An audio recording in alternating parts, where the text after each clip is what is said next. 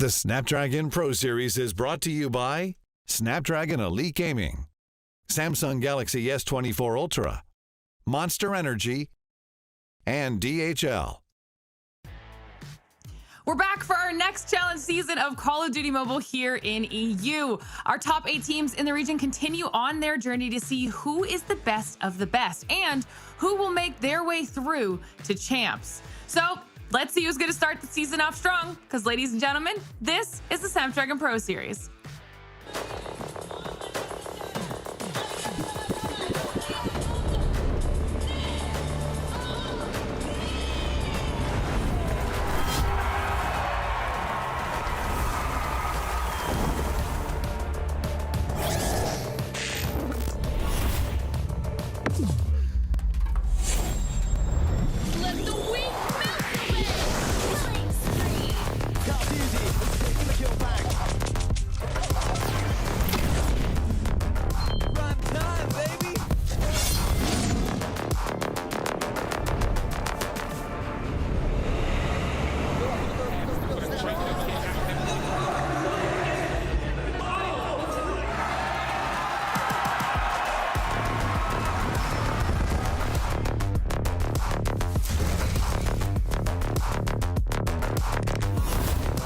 Looks like the players are ready. Here we go!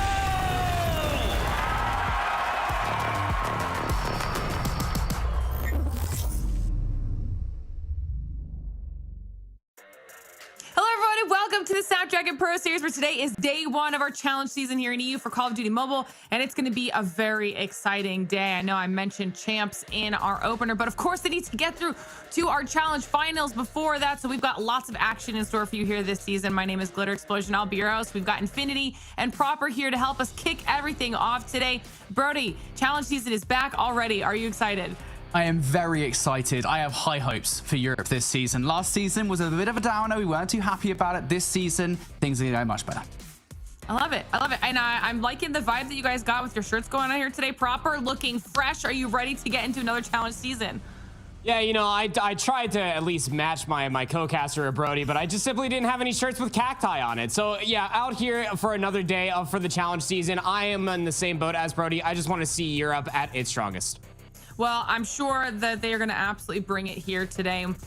Before we get into any of our action, though, guys, we have an entire challenge season of it, okay? So if you're not doing so already, follow us on social media. We have X, Insta, and Facebook, where you can get all of your updates for all Snapdragon Pro Series things related. So make sure you do that, and then you won't miss what's going on all challenge season long, as well as joining our Discord at discord.gg/Snapdragon Pro Series, where you can join our community, talk all things Call of Duty Mobile, and of course, continue to get all of those updates. Okay, now we're here in our challenge season, but if you missed what happened a couple weeks ago, to get here, our teams had to get through our open finals stage. So let's take a look back at that bracket, kind of give all of you at home a little bit of a recap for what went down, Brody, as we take a look, starting with this upper bracket.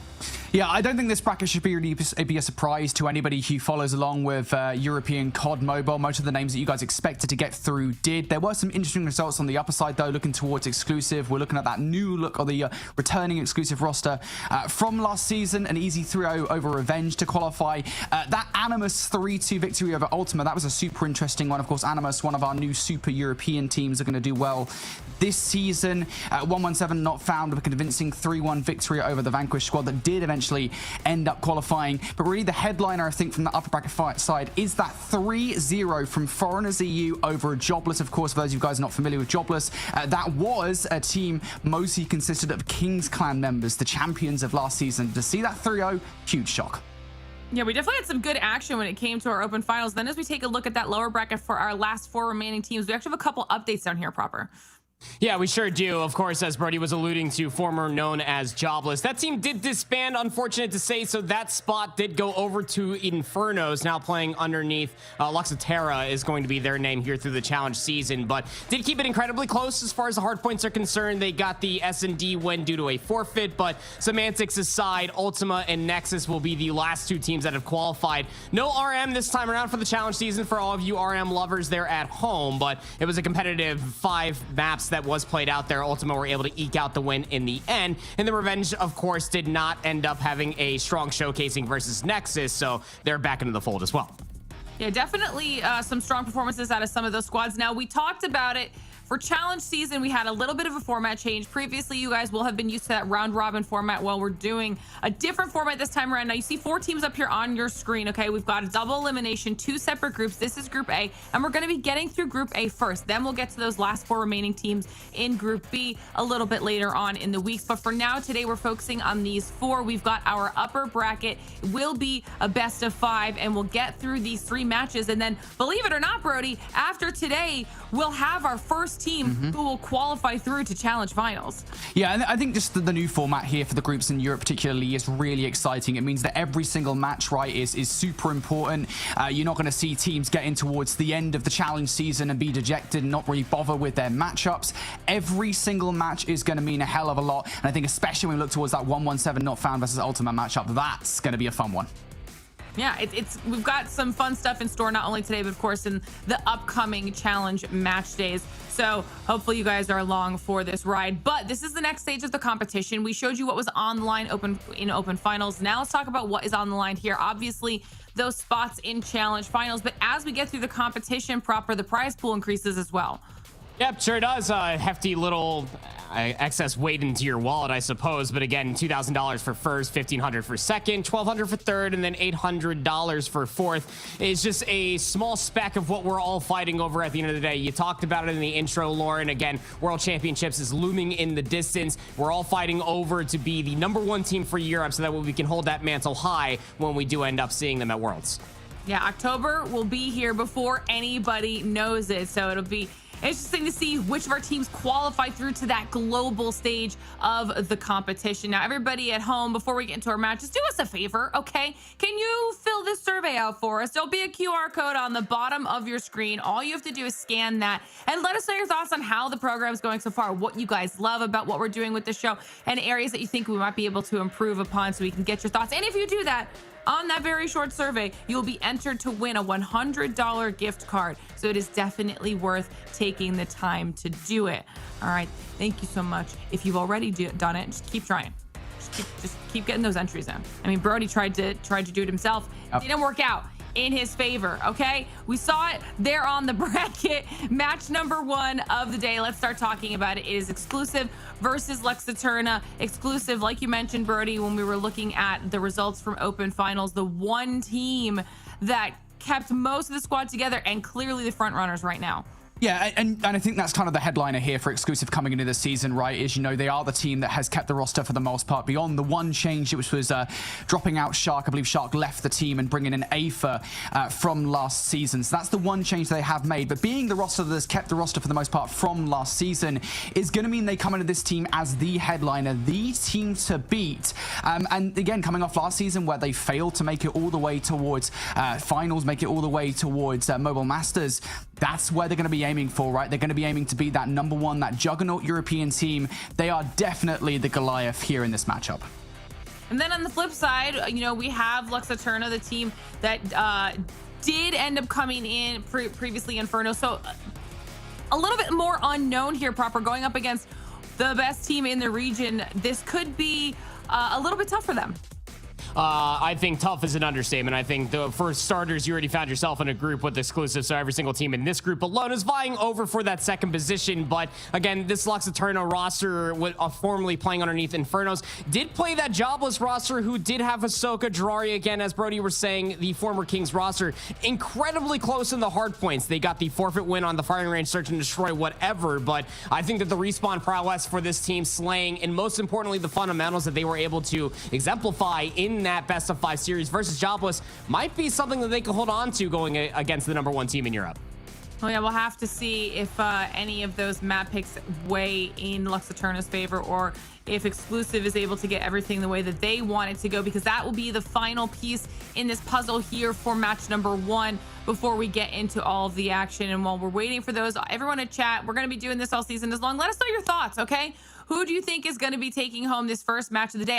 After today, we will have our first squad in our challenge finals. So start making your predictions and let us know how you think it's going to go as we get those picks up here on the screen so we can start talking about it. Now, remember, if you guys missed open finals, we do have new maps in the pool. We got to see 2 of them in open finals. We got to see that Seaside Control and the Kurahana S&D. We didn't get to see Hackney Yard yet, which was added as well into our hard point. The boys are not fans of it, but we're not going to see it here because we're starting with the standoff hardpoint, Brody.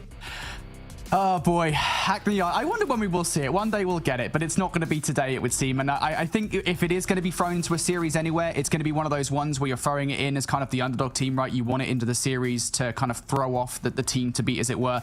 That doesn't seem to be the case here.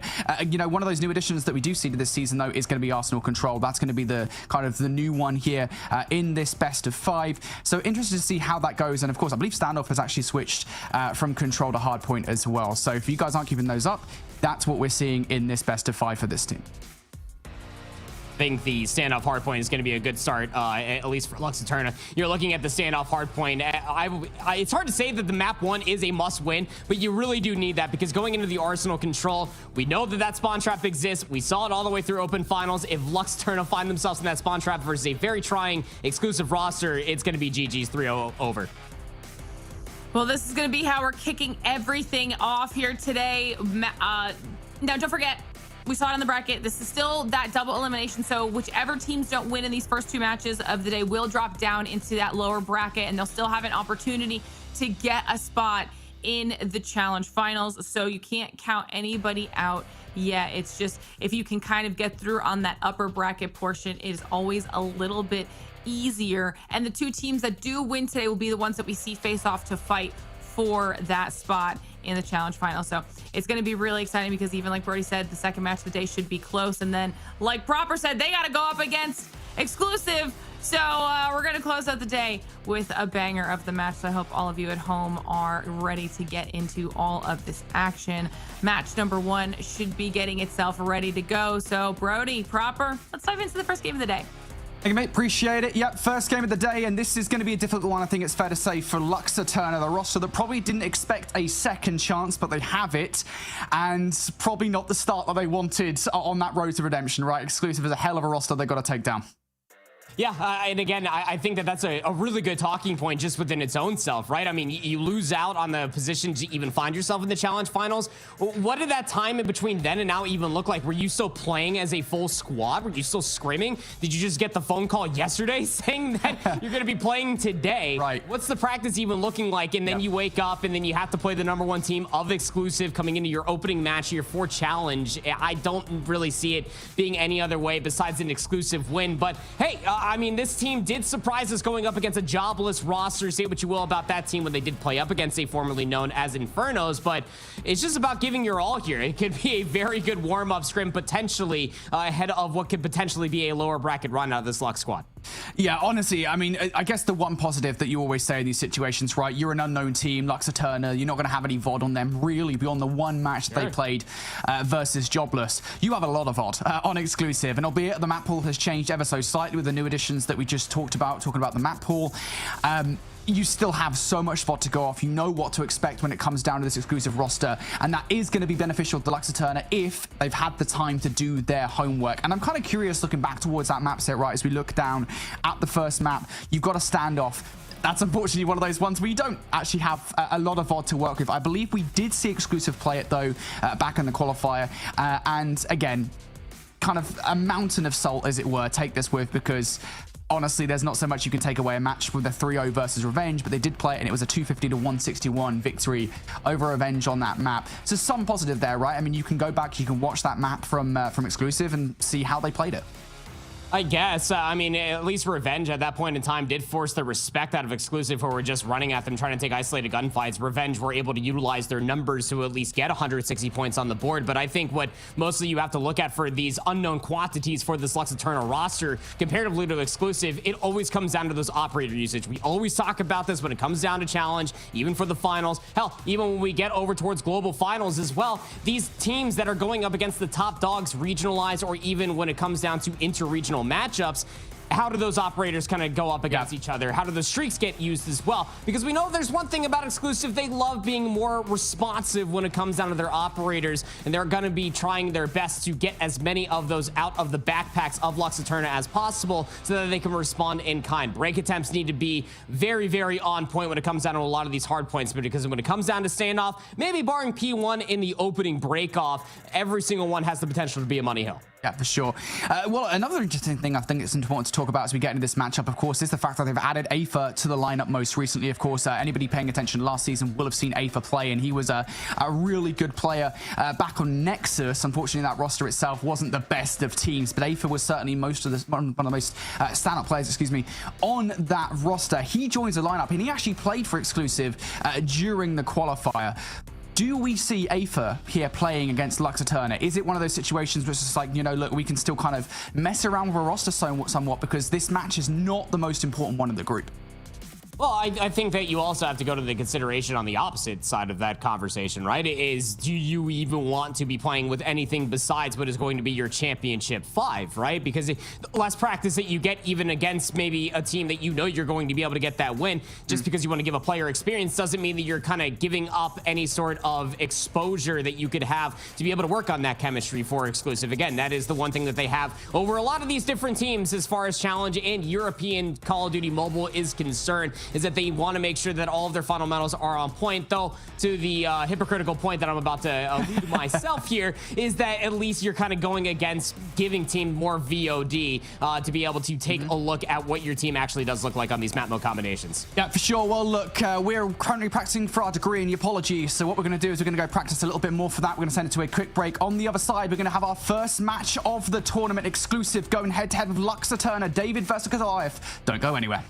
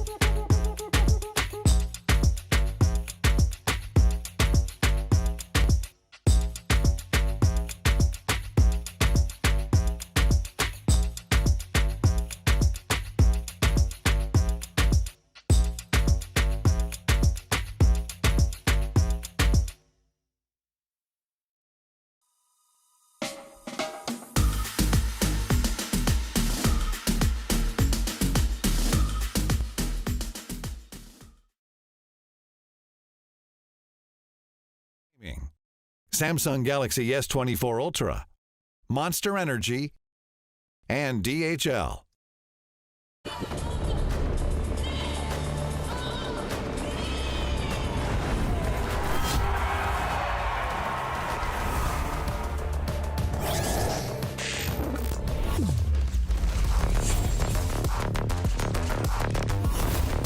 Looks like the players are ready. Here we go!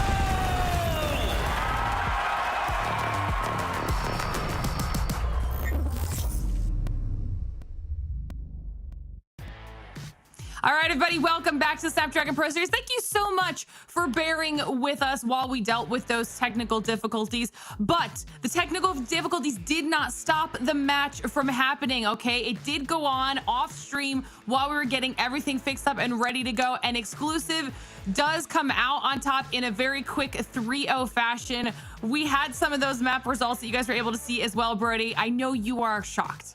Hey, honestly, I feel like I was taken aback. I read the results and I could not believe for a second that Exclusive would win that one 3-0. No, it was a 3-0, and I think that's what we expected, right? Ultimately, going over the map scores for everybody at home. So obviously, it wasn't played beyond the first two maps. It was a 250 to 85 performance on standoff hardpoint, a 7-1 fire and range search and destroy, and a 3-0 on the Arsenal control. That shouldn't be a surprise, and I don't mean that in any demeaning way to Luxa Turner. It's just Exclusive should be that good of a roster. That should have been a 3-0, and it was. Yeah, and now that Exclusive has won that first match of the day in the upper portion of our Group A bracket, they will be moving on to the next stage, which means they'll be waiting for the winner of our next series to face off against and fight for that first challenge finals spot. You'll see that reflected here in the bracket. Exclusive up there waiting for either 117 or Ultima, as that will be our next match. And we got to see obviously both of these teams compete in our open finals here proper, so this should be a good one. Yeah, I mean, this is definitely already, prerequisite wise is probably match of the day. Barring one of these two teams, after they win, will be facing off against Exclusive, of course, for that qualification position. But I mean, 117 versus Ultima, like this is just two teams that you, on paper alone, should it be an absolute banger. And don't forget, everybody home, Luxa Turner is not out of the competition yet. They will just drop down into that lower bracket, and then they'll have another opportunity to play for a spot as well. So now let's start talking about match number 2 on the day. 117 Not Found versus Ultima. We'll take a look at their rosters as well, and we will start with 117 here. Brody, give me your thoughts. Yeah, 117 Not Found. So this is effectively the successor roster to last season's Omniscient team with the likes of Saturns and Lucky, who were the two of the best players on that roster. Joining the side, they also pick up bits from King Clan with Grizz and Slayer from Big. Of course, Karma returning as well, not playing in Season 4. This is a pretty good roster. Back during the qualifier, I don't think this is really a surprise to anybody to actually see them here. However, I do believe they've got their hands full here with a pretty demeaning Ultima roster. I mean, look, this Ultima roster, when you go back and you look at the way that they qualified, both Map 5 bangers. They lost in Map 5 to Animus. They won Map 5 versus RM, but Gore, General Gore, you finally made it here, buddy. Was a part of that Illuminati roster that fell short in the previous season to make it to the Challenger portion of Snapdragon Pro Series, but Aspect coming from that Xantium roster, who did place 7th in the last season of Snapdragon Pro Series, honestly have a really good roster to completely round them out. I think that this team has really good core fundamentals when it comes down to hard points. I think in SND, their double sniper, sometimes triple, is also something that you have to be on the lookout for. I think this is a well-rounded team, and I look forward to see how high their ceiling can go.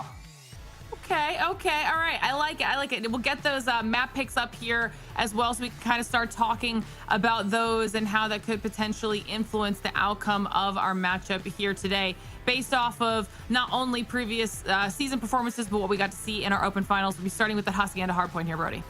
Yeah, not really a surprise for everybody who has watched European COD Mobile, because Hacienda Hardpoint is basically in every single best of 5. That being said, this was a map in which 117 Not Found actually played pretty closely with Vanquish back in the qualifier. It was a 3-point game, and I believe it was only by 117 Not Found making a comeback towards the end of the game that always seems to happen on Hacienda Hardpoint for whatever reason, that they actually managed to prevent it going to a game 5. So honestly, I'd say that's okay if you're Ultima, and that makes, I guess, a difference here to the best of 5, because Ultima picks it for a reason.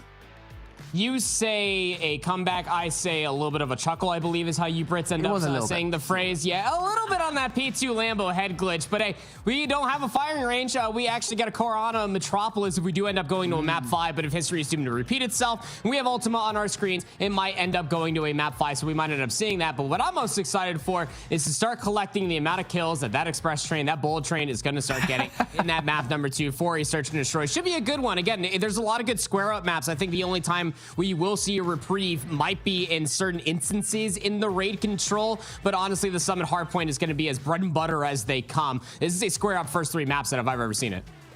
Every time I now see Express, I know that Proper is excited. Every single time. I'm keeping track. The map picks.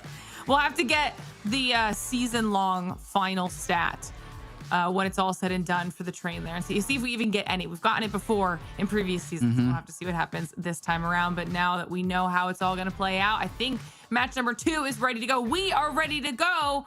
So, Brody, Proper, let's make this one work.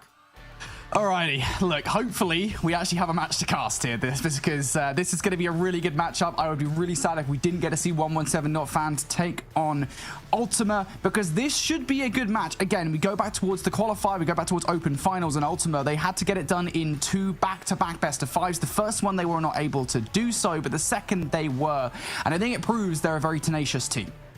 I think, especially for Ultima's perspective, for these first 3 maps, and realistically for all 4 of them, or all 5 of them, I should say, you got Sixa. And when I read the name Sixa, you know what comes to mind, Brody? The R90 shotgun. This guy loves a good corner. Let me tell you something about it. So names may be swapped at the top, but we know especially who these players are going to be representing. Hacienda Hardpoint to start off this best of 5. You know what? I'm glad you said it right out of the gate, mate, because you know what? Sometimes I'm like, yeah, 117 Not Found and well behind in the game. That's incredible. And then obviously I realize about 45 seconds in. That's usually kind of the average of how long it takes me to realize what's going on, that actually they're not behind. So yeah, we'll get those flipped out for you guys. Right now it is going to be Ultima in the lead. Currently the team sat inside this hill. This is always going to be a mixy one. And I'm expecting 117 here with the likes of Aspect and Daytel. Those are names that you guys will remember from Season 4 to do pretty well for that Ultima side. Yep, absolutely the case. I think Aomine is another name that jumps off the page, especially in those 10 maps that we got to see them, 1 versus Animus and 1 versus RM. Very good fundamental player who also has the gunny to back things up. But General Gort starting things off, already up on 6 in a row. This is what we expect out from this Ultima team. Just good core fundamentals, controlling upper hallways. Grizz may answer back with 3, but this is all in lieu of the rotation over towards New before it pops in just about 10 seconds. Yeah, you know what's funny is you talk about that R9 shotgun for, was it Sixer, right? I think about Grizz. Grizz, of course, one of the best players in European Call of Duty Mobile with that R9 in a hand. He's already proven it with 8 kills to start this game, and a flurry of kills that will give Ultima early control over the Lamborghini hardpoint, or whatever kind of car manufacturer you want to come up with for that car that's futuristically sat inside P2. Right now, Ultima going to have to deal with a siege coming through from 117 Not Found. A Predator missile is part of that defense. Only 1 kill to come through from 117. Can Gore have anything to say about that? He's managed to find his way through, but Lucky's going to double up. It crammed from number 3, and Ultima they hold for the moment. And like when you're looking at it from Ultima's perspective, right? You started off the map fantastic. 36 seconds on P1 is no easy feat, but what 117 Not Found were immediately looking for was trying to get that water side of the map, trying to play for the rotation over towards New. They knew this was going to be a big money hill for them. Sixa might be able to answer back with 2, but close spawns intact for 117 to try to recontest. Very scrappy as it may be, just about an even game on the rotation to P3. That was a massive hard point from Ultima. They knew they needed to hold it early on, and you look at the stats here for Ultima's side: 13 kills for Grizz and 11 for Ikram, which I believe might be Karma. I'm not entirely sure. We'll have to find out whether that is actually Karma or it is a different player called Ikram, or just Karma's changed the name to Ikram. Who knows? Either way, those stat lines are important for Ultima, and it's a big reason why they were to hold control over the last hill. But now we're going to start to see these operators come into play. Right now, it's Ikram in control of the Annihilator. Big utilization potentially on the card here to hold this hard point. Not actually able to find the second, as Amin's going to shut them down. A second kill now starting to come through from Aspect. 117 Not Found here.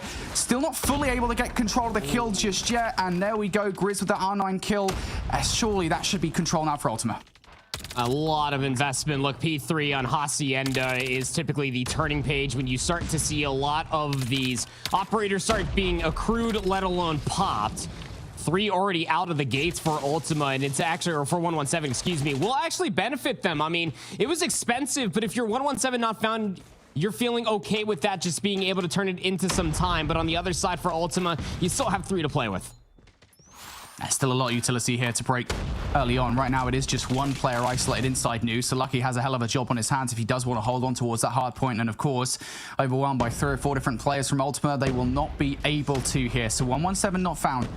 Comfortable lead here for the moment as we get in towards the next hard point. Now an opportunity to break once more. A couple of players sat inside. Satins will give it a peek, but really will need to wait for a little bit of help from Slayer up top before they can actually make this move. Going to be one good coordinated effort coming through here from 117 not found. On the other side, just starting to see some of that utilization. We were talking about aiming with the claw there. He's only going to find one before being shut down. 117 not found. Try as they might right now, they can't find their way through. Daytail, a big reason for that with a double. Aspect for number 3, and 117 not found, still fighting to get in towards this hard point. And Aspect's already starting to get a couple of streaks, has 10 kills, gonna immediately call in the Predator missile as well. This has been an inexpensive hold so far for Ultima. Can they continue on? Still contested time. Last one standing will be Daytail, accrues their 10th kill in this opening salvo of hardpoint rotations. And it'll continue to be a very scrappy end of this first set of rotations. I mean, look, Grizz might have 21 kills, 22 kills for Ikram, but what do you have to show for it? It's a dead even game. Back to P1 we go. Yeah, not the lead that I think Ultimate or 117. They are actually correct now. 117 would have wanted going into the second set. Now it is going to be Ultima in control for the moment here, but we know how important control of these top-level corridors can be. Grizz with the R9 trying to hit some long-range engagement. He's going to get shut down by Sixer up top. So the support gunfights right now, they are being made here by Ultima in and around this hill. Ikram, of course, one of those players that has been slaying out for 117, attempting a flank. They will get shut down. This has been a great hardpoint so far. If your Aspect had been sitting there patiently, peacefully inside that hardpoint, you're very happy with the coverage your teammates provided for the first 30 there. And you go back to the first set of hardpoints, right? I mean, Ultima were able to get 36 points, so they might just be P1 Reapers, but 117 not found are able to work their way back through the upper halls. They will have that high ground control, and now you have split spawns coming through for Ultima. A couple players spotting all the way over by driveway. Split spawns now happening over on the west side of the mini map. And if you're 117 not found, I mean, you would love to be able to read all of this. Seems that they're doing quite well in doing so.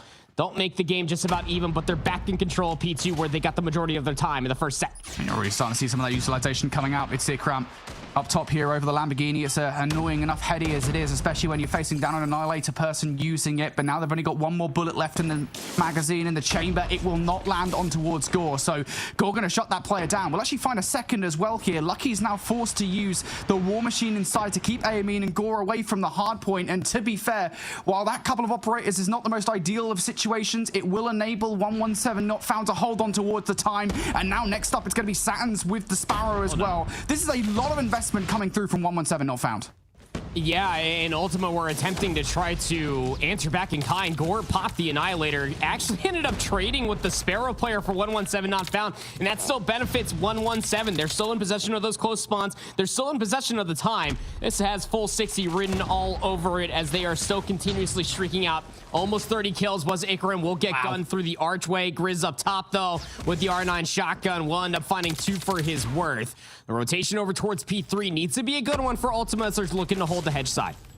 Yeah, you can't afford to be broken early on in this hill. 117 not found, already on the way. Keep an eye on number player number 5 on the minimap and number 4 as well. Both Slayer and Ikram are in behind. Slayer hasn't been found out just yet, but Daytail will shut them down inside tins. Ultima do win those initial wave of gunfights here, but the spawns now flip out, perhaps in favor of 117 not found. And nobody from Ultima is inside. Slayer's going to bring that Predator missile down to take Amin out of the play. And almost immediately here towards this hard point, Andy, 117 not found have broken it. Oh, we have spawn fights actually occurring at this moment of time. And if you're Ultima going back to watch this VOD, you might just be kicking yourself. Nobody was anchoring onto the back office spawns. 117 not found. We're able to play from that side of the map. And that means that they can be in possession to reinforce this hard point a whole lot quicker. Saturns with 2 will end up being the tip of the spear to try to push a little bit further forward. And look at Ultima on the minimap. We're down to scrap time. You have to chalk this and set up over on the water side of the map. Not a good look for how well Ultima were playing that first set, Brody. Yeah, you talked about it, right? That needed to be the hard point where Ultima were able to contest with 117 not found, and it just was not the ideal hardpoint for them whatsoever. Now perhaps the next one, can it be so? Daytel gonna find the 1 kill against Slayer on the entry, has a little bit of assistance now from Amin too, but look at that wave of yellow players coming across from that side of the map. Grizz is already getting up close and personal with the R9, looking for the kills against Amin. He's gonna find it. Satins with the Hunter Killer drone will find another one, and Grizz is finding more value once again. We're in a situation here where 117 not found break almost immediately, and now it's adding more insult to injury with a war machine coming out from Lucky as well. This is so detrimental to Ultima. They cannot get past, but Amin with the claw does actually find two. The last hope for Ultima on this hard point, and he gets shut down. One shot, had to go for the Eagle Chow versus Saturns. Now look at the spawns for the back 20 seconds here on the second set of hard points. I mean, 117 not found. You want to talk about ROI as far as operators are concerned. Every single time that they pop one, it seemingly turns into about 35 to almost 40 seconds of hard point time. And Ultima are utilizing their operators to more be responsive, but it's turned up absolutely flat. 213 to 133. Back over towards P1 we go. Predator Missile's going to get called in for Saturns. You still have Ikram's operator should you want to use it. Gore's able to get there. Same with Aspect. You feel like you need to set the pace here on the third and final set of hard points if you want to come back from this deficit. Yeah, the last 2 to 3 hard points really do feel like 117 not found splitting the difference between themselves and Ultima, and it's giving us echoes of what we saw from Ultima in their last couple of games back in the qualifier, their first qualification effort that did not go very well. They started to feel a little bit out of depth, and that's what it's felt like the last couple of hills. 117 not found, just 30 points away from victory here, not currently in control. Slayer's just hanging about outside, waiting patiently to strike against Daytel. That is exactly what he does. Not able to get away with the second kill versus Gore, but it does ultimately remove Ultima from the hill. 26 seconds are all 117 need. Ultima are still sitting on 3 operators. You feel like you cannot afford to get desperate, but you feel like you can't afford to let Grizz stay up top with the R9 shotgun. Good help from Lucky means that Grizz can continue to reap. Lucky's able to find a couple more kills. There's not enough time left on P1 to close things out, but Grizz with the equalizer might just call game. Yeah, indeed he will be. That's 3 in a row for Grizz, and those kills are integral as well because it's kills that are keeping Ultima well away from any sort of contention towards the P2 hard point, and he's looking to do even more damage as well. Ultima, no choice but to waste time, waste energy, going to deal with him. But now look at the spawn flip here. Immediate Predator Missile coming down for a couple of kills towards the back line. Grizz is an absolute beast. And Ultima, they know it in the worst possible way. 117 not found. Look, I think they found, what, a 4th, 5th, 6th gear towards the end of that game. And I'm not really sure there was much rubber left on the road for Ultima.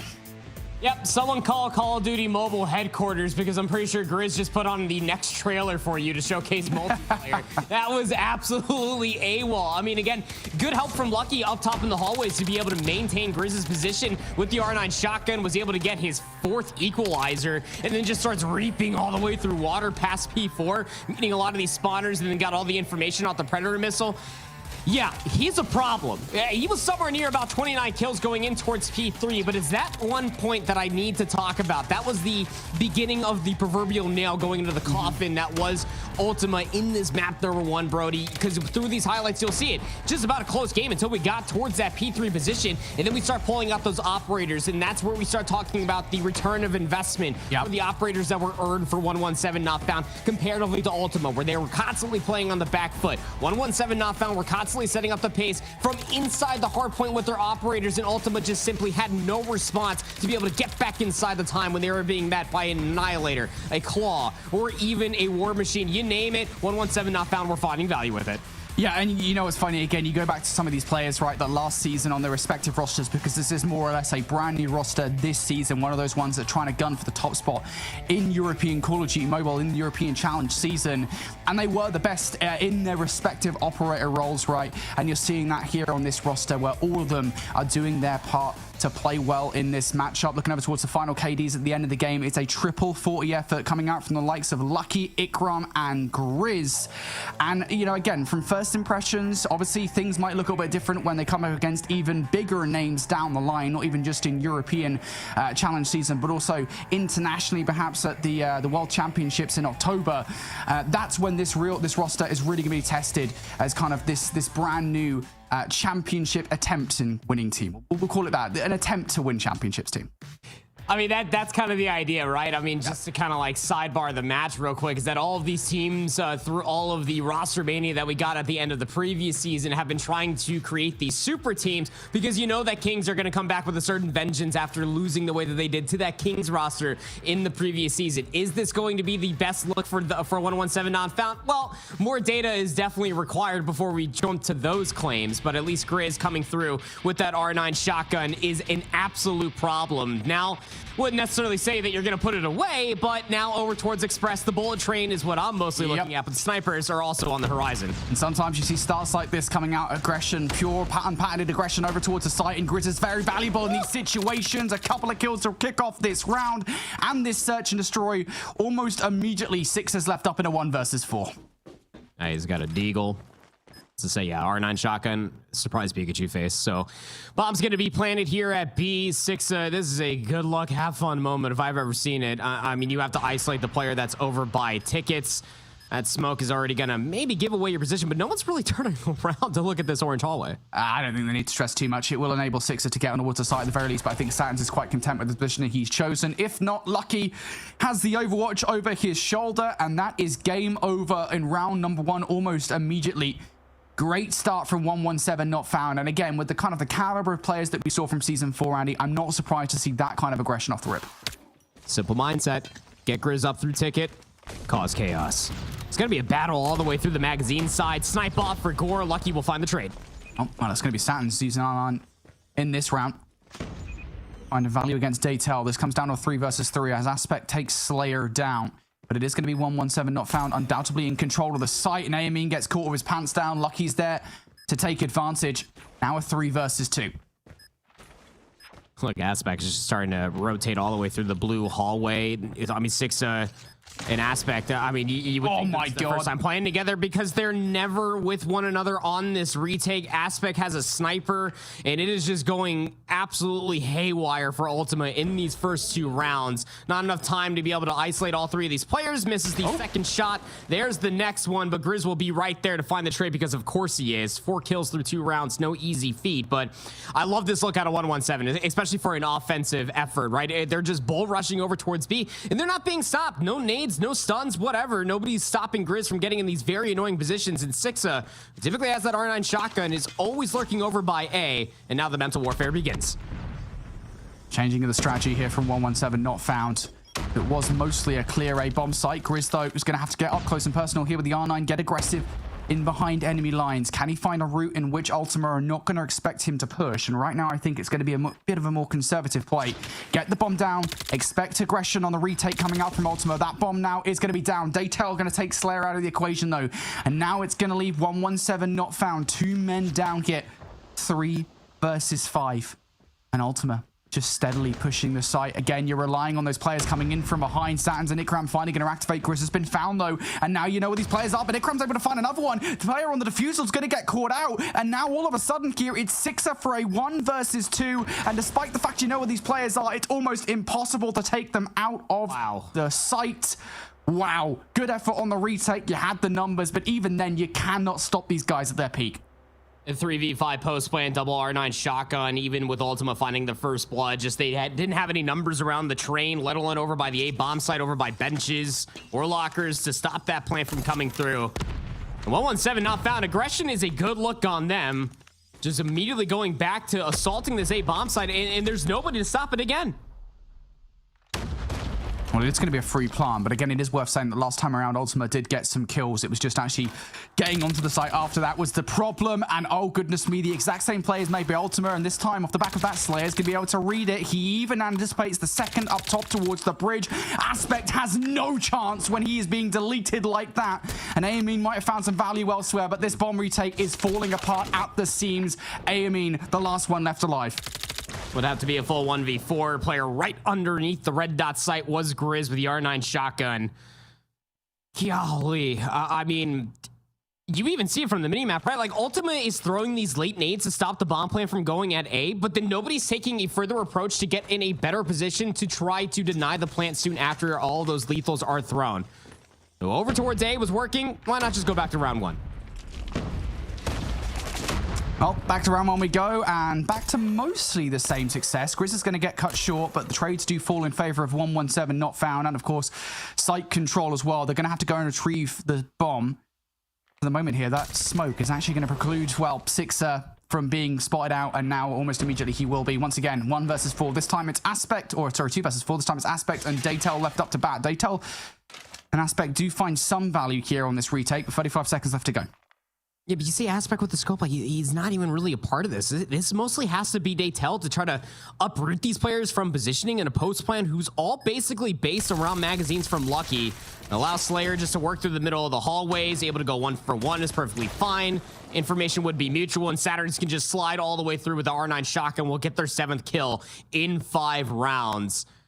Oh man, this is a problem. Ultima just unable to not only just win these first blood engagements, because they have been able to at least get 1 first blood, but it's the returning gunfights that 117 not found just continuously find for themselves in the map positioning soon after.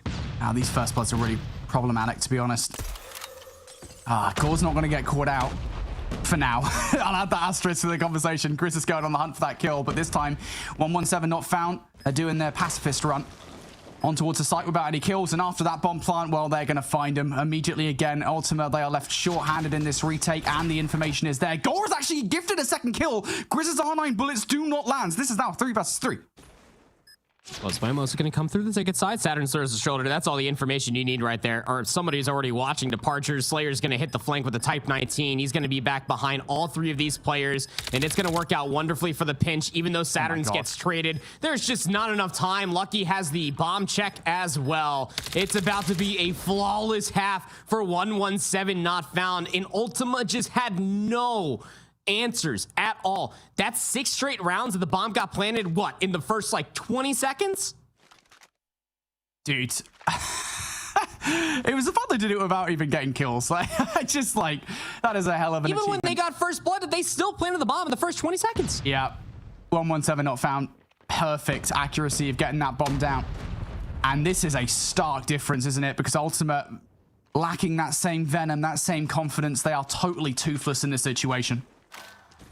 And they're just assuming that somebody's already pushing through Orange Hallway. It's not the case at all. I mean, Grizz is getting aggressive through the hallways, but that's just because he wants to. All the information in the world for 117 not found off of nobody pushing. They have the entire map spread. Oh, and they are anticipating this aggression from 117 not found. And to be fair, that is the right play call. You're immediately able to take Grizz and Lucky out of the play. So now you've got options here if you're Ultimate. You're going to look to get that bomb down over by A. The vast majority of the defense is on B. So basically, this all comes down to Saturn's hit. What value can Saturn's find? Taking some pop shots. None of them going to connect just yet. That's information here for Ultima. They should be able to get this bomb down scot-free. There's that kill against Ikram on towards Aspect. Saturn's is now taken down, so this bomb's going down. Got a sniper and a Type 19. First gunfight's a big one for Slayer. He's able to get it and get away clean. Time to work with as well, but Gore's going to take down Ikram 2v1. What can you do, Slayer? He's got to live up to his name. First kill's good. Second inside locker. Slayer wants to bully him in towards one of them. Slayer versus Daytel. There's the diffuse fake. Forces Daytel up top. Slayer, you're going to know where that player is. On the hunt. Going to try it again. Daytel's going to have to go for the check. The train is out. It's going to make the screen all kinds of shaky. Slayer now no choice but to just hop on the defuse. Surely the check should be good from Daytel, and it will. So a round on the board for Ultima. Again, weird start to that round. Nowhere near as aggressive as 117 not found, but it does work. Yeah, no, it absolutely does. I mean, 117 not found, just feeling the aggression, because why not? You had a 6-0 half. I would too. But wonderfully played there for Daytel there at the end. Just being able to use top control to get the information even with the fake defuse. Ultima looking to up the ante a little bit. Nades over the top of control, trying to get to A quickly. There's one problem on site. Saturn's up top. It's been the R9 player. This search and destroy. You know you've got to deal with him. You can't get the bomb down while Saturn's is located up top, so that has to be priority 1 for Ultima. Pot shots coming from all different angles, but Saturn's is playing their life sublimely Still alive up top here, still a problem that Ultima cannot deal with, and here comes that aggression. Finally a player getting their hands in the mud to deal with him, and Satins has just taken them down just like that. Satins refuses to die. Next up is going to be Aamine up top, little pinch play coming through from them, and Daytel. Finally, Satins is taken down. I was about to say, if Saturns finds a second up there, that would have just been monkey business. So lucky now, we'll see one player cross through the plants on towards the A bomb site. Aspect's gonna lay that rock down. Nope, never mind. Hold that. Gore will find the trade, but that bomb is still dropped. 37 seconds remains in the round. Oh, good check for the first from Ikram. Not an immediate response from Ultima here, so Ikram's being offered a couple of opportunities here to get this one done. It's a slow and steady approach from behind. Gore's watching that angle, though, gets it done with the pistol. Seems to be the favorite bomb site right now for Ultima. A attack twice in a row. Much easier for them to be able to dictate the pace when they can get players inside the upper hallways and being able to watch the mid scoop with sniper rifles. Be able to catch 117 not found on the aggression with their double shotgun setup. Looking to change the pace a little bit. Mental Warfare hides them over towards B this time. A lot of nades. Volatility over the top. Is it good enough to get yourselves onto the site? Short answer is no. Grizz and Lucky can open up the proceedings with the first couple of kills. Numbers in favor here, and it goes from bad to worse for Ultima here. Just Gore and Aamine left alive. Gore has found some value in the round. Now Aamine needs to do something to keep the hopes and dreams of winning this search and destroy alive. Satins is going to take some long-range shots. Takes about 9 R9 bullets to get it done. Quite literally living up to the name of the weapon. That's why it's called the R9, it would seem. And, well, it's finally going to be a 117 not found getting it done in the search and destroy. Yeah, you know, losing the opening 2 is what it is, right? I mean, that was really well played through the first round. 117 not found. Probably getting a little bit too big for their britches, looking to get aggressive in a 5v3, giving away a lot of eliminations. But we're going to have to study this offensive half out of 117 not found for generations to come. It'll be feeding families for generations. Just the way that they were constantly just getting aggressive, and Ultima had no answers for them. Even the delayed nades, even finding a first blood, Brody. They were still getting that bomb planted within the first 20 to almost 25 seconds. And Grizz and Saturns were a real issue. If it was Grizz with the R9 shotgun solely there on the Hacienda Howard Point map number 1, Saturn joins with the like here on the Express map number 2. Just constantly being a thorn, not even in the side of Ultima, just straight in their face. I mean, this play up top in control took so much time for Ultima to be able to disperse where Saturn's was located at, let alone to find the kill. It's just the finesse game out of 117 not found. It's just the really overarching story of this map number 2. I think it's just so difficult, right? Because every single offensive effort from 117 not found for the most part was over towards that A bomb site, right?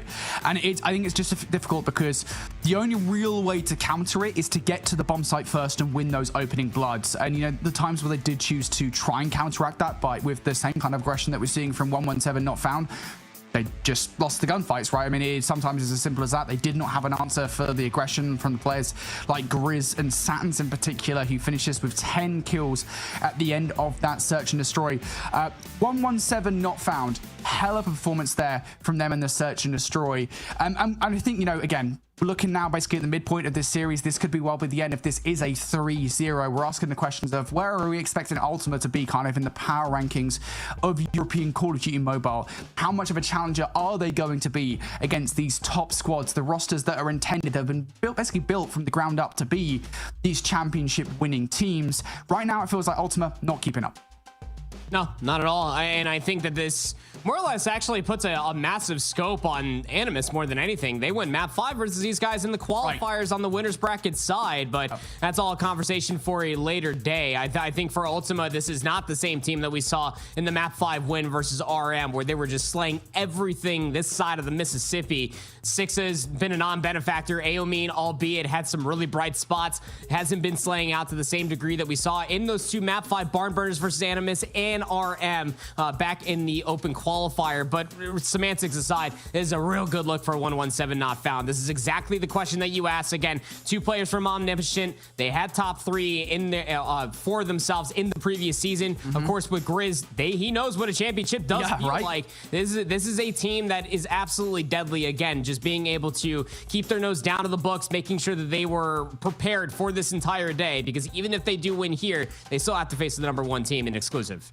Yeah, for sure. And that's going to be, I think, the real interesting thing, right? Again, that's kind of the conversation point of the day as you look at a roster like Exclusive, who are coming into the season as the only roster that has kept their team together pretty much wholesale besides the one minor change that they made. And I mean, looking over towards the roster that played in the first match of the day that you guys didn't get to see, I mean, Aether didn't play, so it is basically the roster from last season. You know, we're seeing that roster go up against these teams that have been basically built to beat them and become one of the European representatives at the World Championships later this year. That's going to be an interesting conversation point. How does a roster that has very clearly been kind of handpicked to beat a team like Exclusive, how do they perform? Because that is the story for 117 Not Found, right? You talk about the fact that you've got players from Omniscient. I think looking back towards what Lucky and Satins were able to do last season individually, they were highly impressive. I think Lucky was one of those players from one of the very first Snapdragon Pro Series matches that I had the pleasure of casting, but he was just pulling off insane search and destroy plays with the sniper back on that firing range search and destroy against King's Clan a long time ago now, back in January. God, I'm getting old. And, you know, Satins as well, who was one of the standout players. You talk about Grizz, but also, you know, beyond that, you talk about the likes of Slayer, who I think is such an underrated player. I think going back towards the roster that he was on last season, Big were not a great roster by any stretch of the imagination. They were a roster that never really felt like they were in the conversation for being that number 1, number 2, number 3 team. But Slayer was a standout player on that team. And so I think you get the impression, looking across the board here at the players that they've brought together on the roster, Andy, that this is a team that has been handpicked to beat a roster such as Exclusive. And can they do that? Has the time been there for them to do that, right? I think is probably the key question. Yeah, I mean, this is the best pieces of every single puzzle that we had in the previous season, more or less, to be able to make this top caliber team. I think that the biggest question mark comes through from like Karma or Ikram. So you have to see if that's actually still the same player that we got through the open qualifiers. Regardless of that matter, yeah, this is a team that is absolutely ready for the task. Now, how do they stack up against Exclusive? Well, we might end up seeing here in a moment's time, but still have the raid control on the horizon, ready to get underway with this one. Potential final map here in this best of 5 here between 117 Not Found versus Ultima. And to say you got to have it is light work. Ultima, you need to get your usual suspects back online. The Infinity BL special. Yep, absolutely. And look at this coming out from 117 Not Found. An unusual play to kick off this raid control. It's going to be a straight, basically 4-man hit over towards A. And, well, it doesn't go as splendidly as they would like. 3 kills coming through from Ultima is going to leave a couple of players isolated towards a point. Lucky and Slayer, what do you got for us for 117 Not Found? Lucky is just patiently sitting in that corner, forcing Ultima to jump out of the money window to come for the challenge, but that was 1 tick already through on A off the initial push. Slayer's still lurking over here by Tiki. Okay, he's gonna get scouted out by Gore. That would have been a nasty player to leave out uncontested. So back over towards ring we go. 117 Not Found, slowly working towards this second segment. An Aspect might be able to find the timing for 2 and absolutely does, but there's no follow-up, not quite yet. Daytel needs to be here to stop this progress. Daytel will find Grizz, but Daytel is far from done here.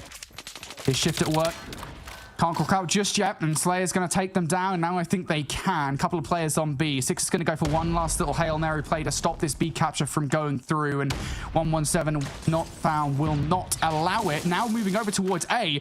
I was thinking for a second there, surely Grizz does not go that long-range gunfight with the R9, but he will not. Only the 1 kill. So look, Ultima right now, you've lost 1 tick on A, you've lost B. There's still a whole 2 minutes for 117 Not Found to make this offensive push happen.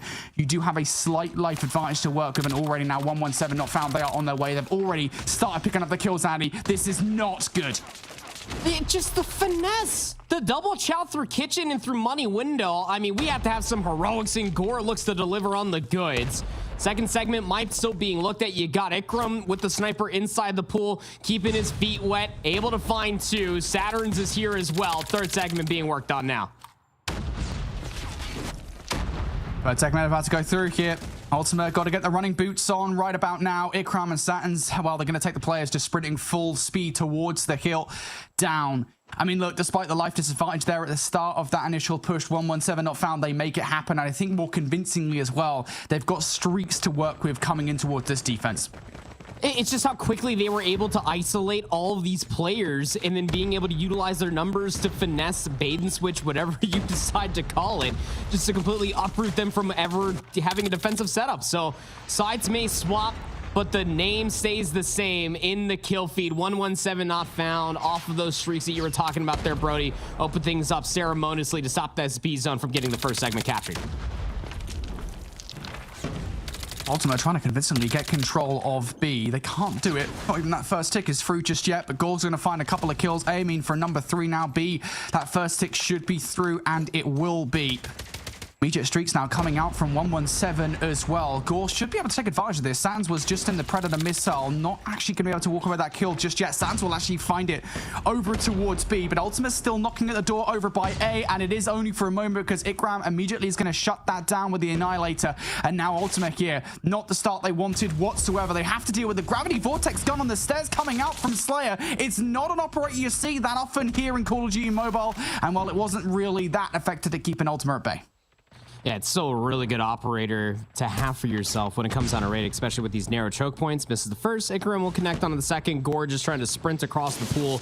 Not going to be favorable at all. Sixa also invest the War Machine and just get trapped in the pool box. I mean, this is just disastrous, especially because Lucky is all the way inside of the garage, is watching these players try to challenge him through the weight room. And it's just not pretty, is it? I double the amount of lives. Only a single segment captured over at B. No respawns remaining. 117 not found. Looking to take a 2-0 lead here in map 3. Yeah, there's just not a lot of win conditions left on the plate here, is there, for Ultimate? And he goes from bad to worse as well. Lucky is just taking these guys down before they can even spawn in. Now, Daytel and Haspect have got themselves on towards B, but the swarm is now arriving. 117 not found, looking to overwhelm them and suffocate them inside the point. A second tick is all they will get. No capture to speak of. And now Ultima have to pull off, well, the ultimate reverse sweep in this series. A reverse sweep in the control, a reverse sweep in the series overall. Yeah, it's easy, right? No. It's easy, right? Okay. I needed the affirmation there. 15 kills for Ikram. Will get blooded immediately, but I mean, that's 15 kills seemingly almost unanswered with the sniper rifle. Ultima, upsetty spaghetti about how the previous 2 rounds went, decide to get aggressive, and they don't lose a single life through the opening break off, and now all the map positioning is theirs. This has been a brilliant start from Ultima here in this round. The first real signs of life we've seen from them since that hard point. But it is going to be a breakout coming through from 117 not found. 3 kills in the feed will give 117 now an opportunity to move forward. Of course, they still do have a streak in the back pocket from Saturn's ready to go if they do need that lifeline. Phone a friend. Nope, we've got a streak in the back pocket ready to go. But 117 are now still falling here to Ultima. All the kills being made. Daytel finds the double over by A. And just as quickly as 117 not found get out of that spawn trap, they find themselves right back in it with a, what, 13 life disadvantage. This should be a full hold. The biggest question right now for Ultima, can you maintain this full hold without using any one of your operators? You're going to want those, especially in the upcoming offense, 22 versus 7.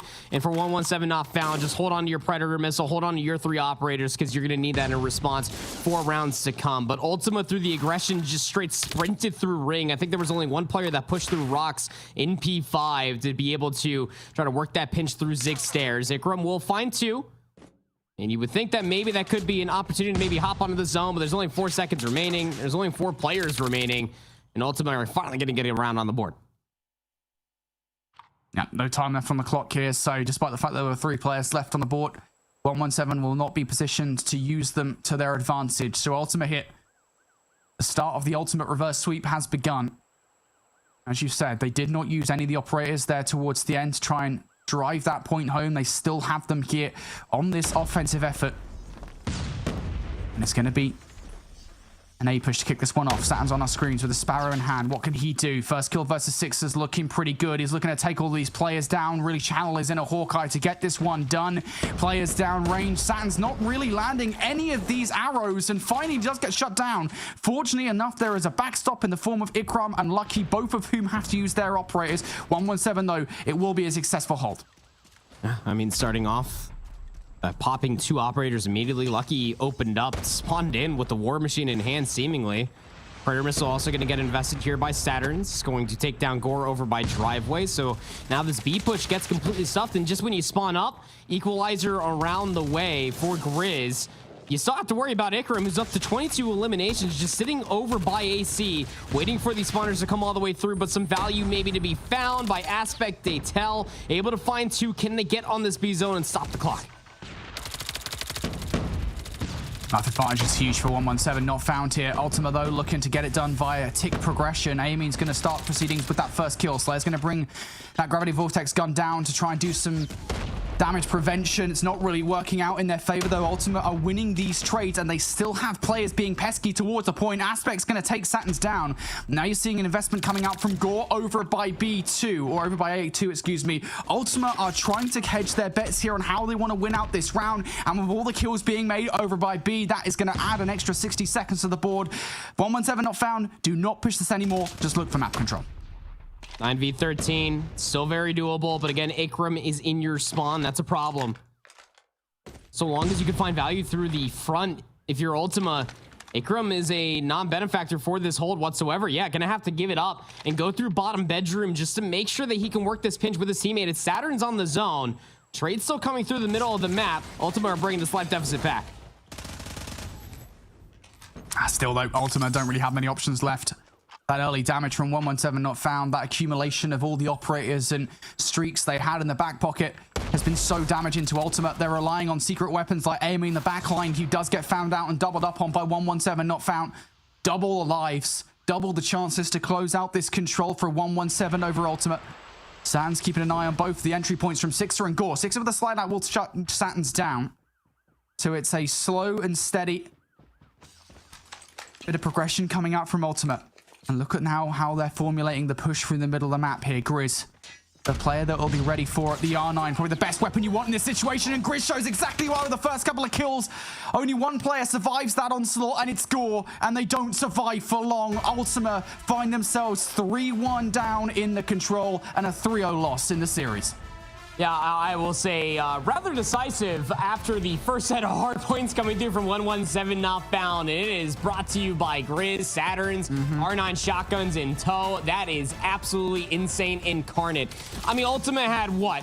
One good round, and it was round number 3 where they were able to decisively win the opening breakoff, let alone push all the way to the spawn of 117 not found. But then 117 coming back into that final round, much to my point, to holding on to all their operators. They knew the assignment. They just had to make sure that they did not scam at the end of that round that was already lost, and just make sure that they maintain their operator advantage going in towards that last round that we saw there on that screen, right, Brody? Where you had all the operators being popped. You had Ultima try to respond in kind, but 117 not found, much like how in the map number 1 on Hacienda, we're infinitely finding more value with their operators comparatively to the counterparts of Ultima. You know what's funny about that control, right, is the fact that Ultima ultimately did actually have the most convincing control round of the two teams. It was the one control round they won. It was the one where 117 not found were bullied into their spawn not once but twice. They broke out once, and it was a short-lived breakout at that. I will say I kind of attribute that somewhat to the fact that they didn't use any of those operators in a realistic situation. When your backs are against the wall, you probably would see some kind of utilization. But yeah, I mean, Ultima, that was a close map for what it was worth. But still, a 3-0. Big reason why Ikram again. Not entirely sure if it's Karma or not. I think we're just going to call them Ikram for the fact that they've got the 117 tag, and that's what they've chosen to go by. 27 and 12. Almost triple positive by my maths. And all those kills were with the sniper. Just, by the way, maybe some operator usage, but that's just quite scary to think about. I mean, Gore 25 and 23, that is definitely a nice stat line, but it's all the kills that were being found, even comparatively to what we saw in the map number 1, that just did not like translate into map positioning at all. Man. You know what? Right now, 117 are fighting to be the top team in the region, okay? They saw, you know, obviously Exclusive started out the day with a strong 3-0. Now 117 does the same. The real test of their mettle will be what happens when they face off against Exclusive, because that's what we look for throughout the entire season. That's the whole point of then getting to the challenge finals. And now Exclusive and 117 Brody have to battle it out for that first available spot in those challenge finals. Yeah, for sure. And I think looking forward to this matchup, I think the question becomes, the 117 not found, was what they did versus Ultima in that 3-0, would it be good enough against exclusive, right? And I would argue, you know, you go back to those questions about the strategies that we saw in the search and destroy, for example, right, where, you know, they were just running at them on the offense, basically all 6 offensive rounds. It was just pure unpatterned aggression. I don't think that's going to work against exclusive. Maybe it will. I don't know. I'm not a strategy mastermind. I'm not the one sitting there with the search and destroy strategy playbook, but still, I don't think that's going to work against exclusive. So I do wonder kind of, again, how deep their strategies are going to a match like exclusive. Let alone their map picks, just to make sure that they can get themselves a favorable map set versus exclusive, who again have a lot of VOD. They can end up going to the drawing board and make sure they get the best map set possible. But same could be said for Ultima. I mean, their day might be over, but now they have to hit the drawing board immediately because their continuation tomorrow is going to be quite vital to see if they can make it to the Challenger Finals. It's like you read my mind. I was literally going to ask you this, Proper, so thank you for being on top of it as always. Now, like we keep hyping up, we still have one more match left on the day. Before we get into that match, so we're going to send to a break, get our players a little bit of time to get themselves ready to go for the final match of the day. So we'll be right back. Don't go anywhere. You're watching the Snapdragon Pro Series. The Snapdragon Pro Series is brought to you by Snapdragon Elite Gaming, Samsung Galaxy S24 Ultra, Monster Energy, and DHL.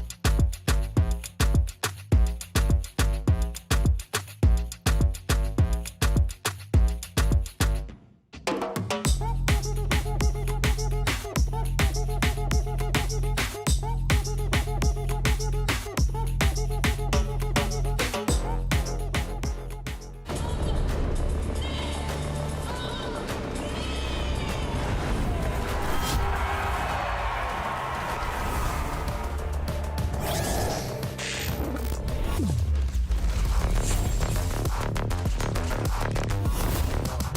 like the players are ready. Here we go!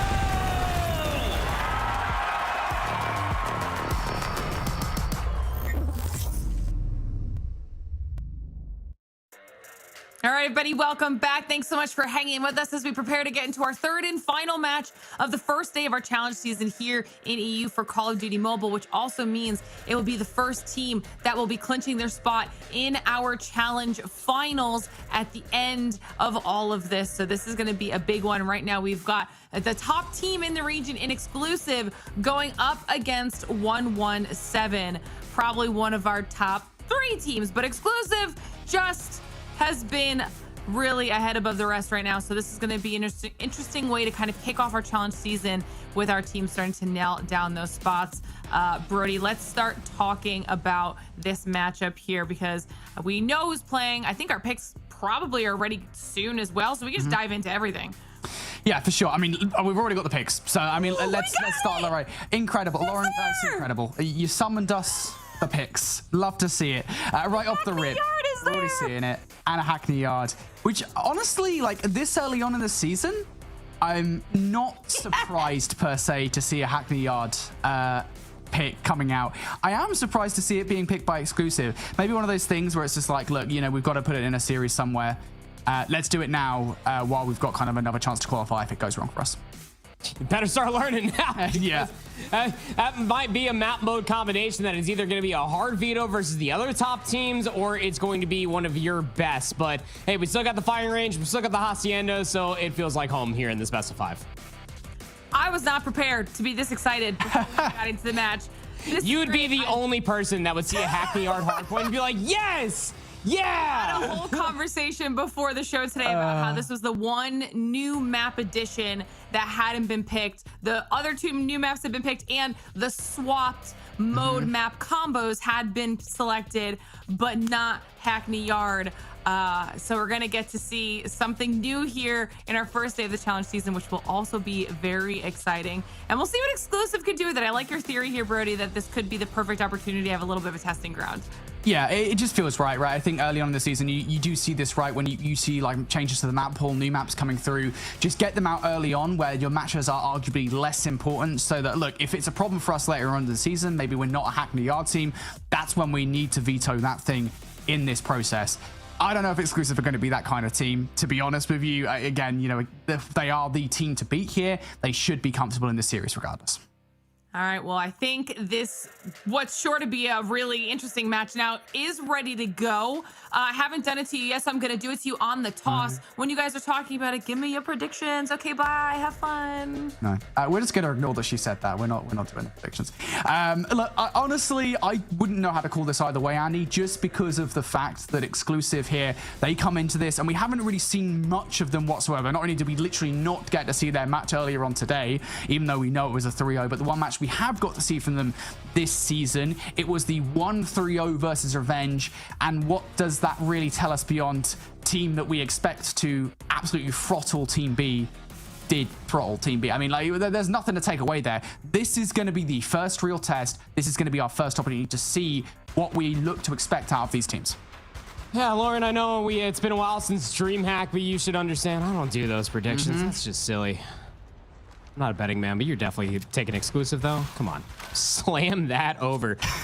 Look, you know what I'm most excited for? I'm just going to completely ignore everything you just said. It's like how, like, P2. I want to see a War Machine breaking P2 on Hackney Yard. I can't believe it is 2024 and I'm looking at this map mode combination. Yeah, if it was like a fever dream in a way. Spots are back. Yes. Oh, dearie me. It feels like, now it is worth saying for anybody who's been a long-standing COD Mobile fan, this is not the first time we'll have seen Hackney Yard in competitive play. I believe it was in play, I want to say, a couple of years ago in Domination, but not in Hardpoint as far as I'm aware. And one of the key parts of Hardpoint on Hackney Yard is the fact that whoever spawns on the side towards P2 gets a hell of an advantage because of those close spawns. And that's why you're seeing some of those early fights already starting to go down on the map. Towards the hill, though, Creed's looking to do some serious damage with the R9. Can't really find much value with it. Instead, it's going to have to be Via looking to try and get those kills, and they can't do anything either. So 117 not found should be able to garner the rest of that scrap time. We talk about that all-important rotation, Andy. Exclusive, they're the ones that have it.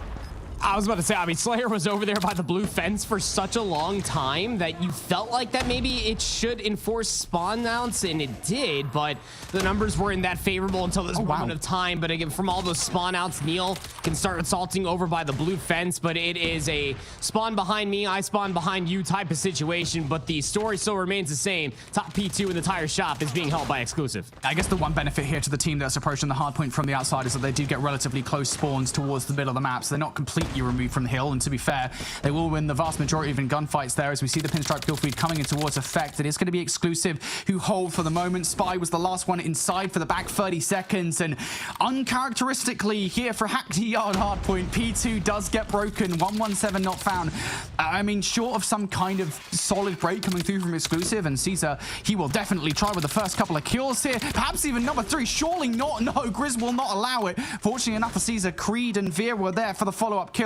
Okay, Exclusive do get that scrap time, but still 117 not found, taking the 15 to 20 seconds they did. They'll be pleased with that. Ooh, Slayer, nice movement and good assistance from Lucky again to help his teammates stay alive across the rotation. Over towards P3 we go, but I will say this much comparatively to last time you and I casted this map mode combination back in MW 2019, Brody, is that we didn't have R9 shotguns to be able to help things out coming up those staircases, so could be something that Grizz could really find value in, much like we saw in that best of 5 versus Ultima. The rotation here over towards Stacks will be here immediately. 117 not found, broken up. Exclusive still looking at this 40 seconds is good time. Already start to see some of these operators coming into play. Neil utilizing it for control of the hill. It's going to be pre-fire around the corner. Of course, those claw bullets do bounce off the walls, but they will not bounce to any effect here because 117 not found. Find a flurry of engagement that should get in towards the hard point. Now Exclusive looking to try and fight back. Caesar's going to be shut down here. Exclusive are continuing to send reinforcement after reinforcement towards the hill, and why the hell not, as a blue kill feed comes together for Exclusive. They're able to get control of the last 10 to 15 seconds. Now, once again, we look over towards the rotation. Should be 117 not found touching first. Well, never mind. Over towards the office building, and the thing about just this office building in general, you can see they're on the approach specifically for Neil. The hard point may be down low, but up top here inside of Stacks, and let alone inside of the office building alone, are a multitude of power positions to cut down rotations. Grizz up top with the equalizer, taking a very egregious gunfight. Is going to get gunned on his way back towards top office, but good early time coming through from 117 not found. Saturn's going to pull out the Sparrow as well, just to try to reinforce this next 20 seconds, and wouldn't you know it, he's finding value with it.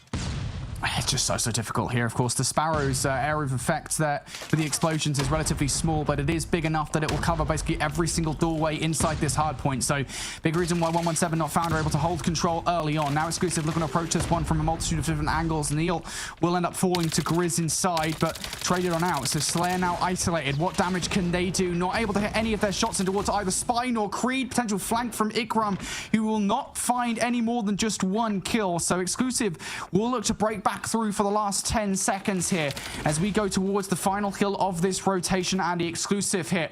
Just a small advantage that is about to dissipate.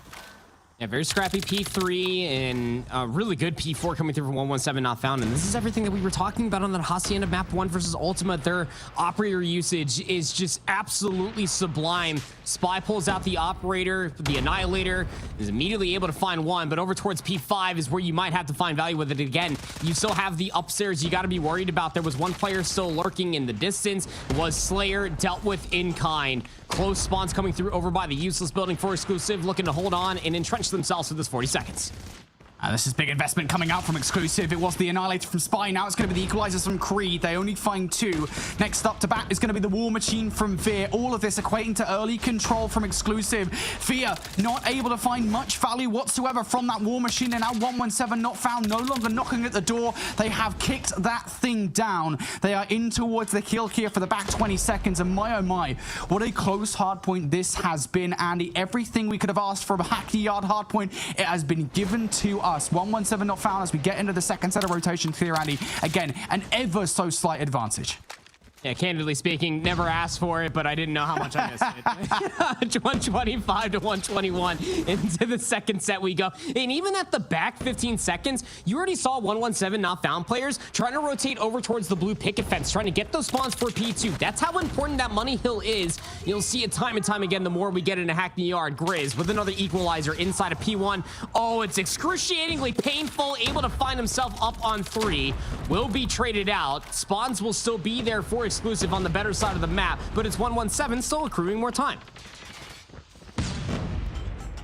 117 know how every single second of time they could get is gold dust here in this hard point.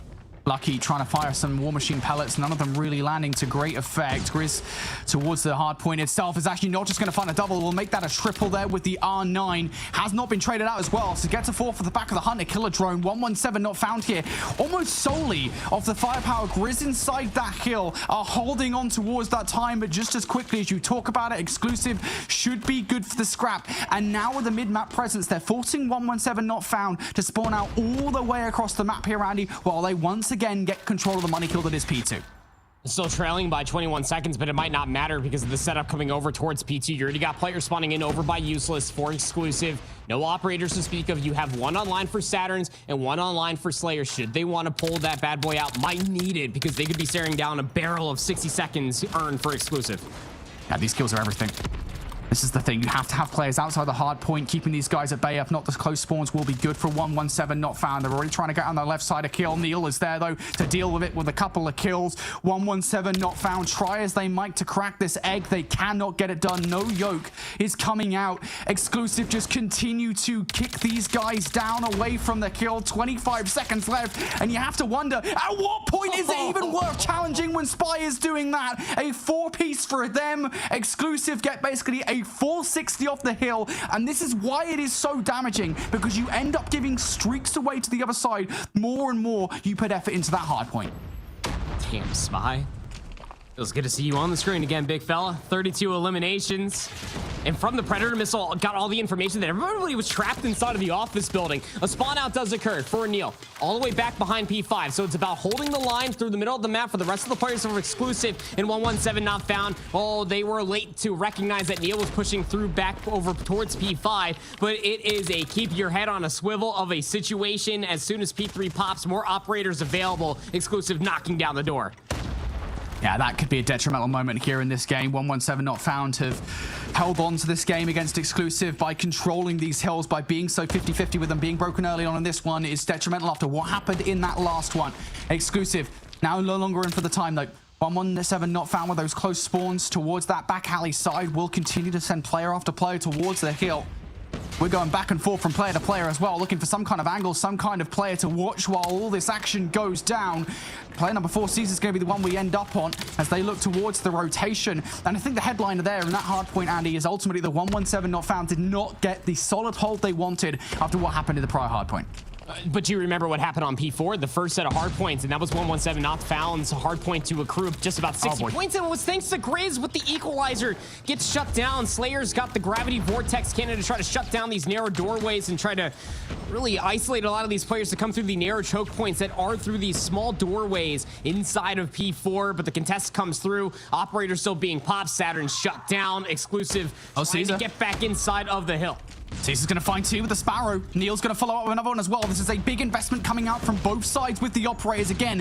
117 not found. Know how important getting control of this hard point is. Again, you said it, mate. This was a money hard point for them on the last rotation. And Spy, once again, is being the player to step up for exclusive. Finds the double. Is still alive towards this hard point as well. And now the next operator to come out is going to be Neil with the claw. This has not been anywhere near as successful as last time around. And Neil is really driving that point home with 3, looking for number 4. Spy's going to take those kills away, but exclusive have made their mark on this game. This is yet another hard point that 117 not found did not want to go this way.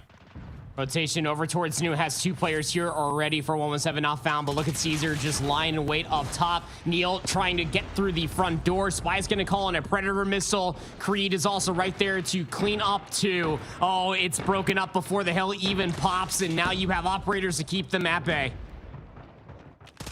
117 not found. They might well be finding some kills, but it's not fully convincing just yet. Exclusive are only a few seconds away. If you're a Slayer, if you're Ikram, you got to get towards this hill right about now. I just don't know if they can. Ikram goes down. Can anybody touch in time? No. Exclusive. They have to work for it in the second set, but work for it, well, they absolutely do. A 1-0 start in this series.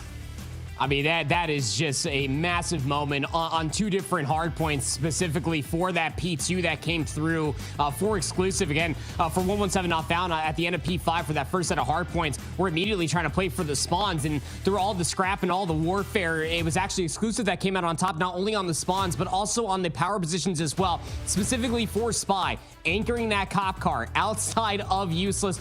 I can't believe I'm remembering, let alone all these callouts in the power positions, and we're seeing it come through here in 5v5 in 2024, but exclusive looked damn good on Hackney Yard Hardpoint. They got broken up on P2 in the first set, sure, and P4 was very good for 117 not found, but it was expensive. They took about 3 operators, specifically for Grizz with that equalizer, and then the Sparrow that came through from Saturn to really get about 50 points there on P4, but then going in towards the second set, it was just a non-stop ballistic warfare coming through for exclusive. Once they found themselves on the better side of the map for P2, they did not look back. They broke P3 so quickly, and the same for P4. Exclusive. Hackney Yard might have to be added into one of their better maps. You know what's funny as well, right, is I was actually going to be relatively critical of exclusive on the first set for their P2 hold. I was going to say, you know, you do need players to get outside the hard point and keep those guys at bay. And it's almost like I didn't need to make that criticism because they learned it as they got into the second set, right? You had the likes of, you know, Spy and Neil outside of the hard point doing the damage, keeping 117 not found well away from the hard point. And that is the difference maker. When you can hold P2 like that, when you've got players in the correct power positions, it really is made clear as to why this is the most important rotation, not just on Hackney Yard hardpoint, but the single most important rotation, arguably, in probably hardpoint history, I would say. Like, I think looking back towards historical hardpoints across all Call of Duty titles, the rotation from P1 to P2 is integral because it's one of the easiest hills to hold. And on that second set, exclusive showed you exactly how to get it done. Of course, they did also get some kills as well, it is worth saying, and Spy was a big part of that. 46 and 26 to close out that game with over 60 seconds in the hardpoint. Spy was a hell of a player for exclusive on that hardpoint. I think that Spy also is up there for snap of the week as well during that P2. The way he just ripped one player off of the top off his window is absolutely absurd, and then pulled out the Annihilator and then just got to work. I mean, 40 out of Grizz. Look, we know what we're going to expect. Look, again, that guy has tasted championships before. He did play on that Kings roster. He's played against this exclusive roster, and we always expect him to show up with numbers like that, but the positional advantage just simply was not there comparatively for exclusive, who are firing off on all cylinders. Things we expect out of the #1 team in Europe, especially for these 5 who have stuck together. Yeah, for sure. Well, look, them sticking together is going to give them a mass advantage going in towards this next game, because I believe we've got a fire and range search and destroy coming up next. And it's worth saying, this was by far and away their strongest map mode combination back in Season 4. They were very, very good at fire and range search and destroy. So to see them keep the same roster going in towards this season, well, I imagine we're going to see those same fortunes at kicking off this S&D. But look at this changing strategy to kick things off for 117 not found. Smoke through the middle of the map, immediately looking to draw that first blood, and they do, but the response from exclusive is just as venomous, if not more so. Dealing with Caesar, though, was going to be the ace up the sleeve for exclusive. If you can lurk around the training dummies, dealt with. Bomb carrier, though, for Saturns, I love the decision just to lie in wait for maybe another kill before he plants that rock. Isolated players, Ikram, continuing on with what he was able to produce on that Express S&D and the raid control in their previous match.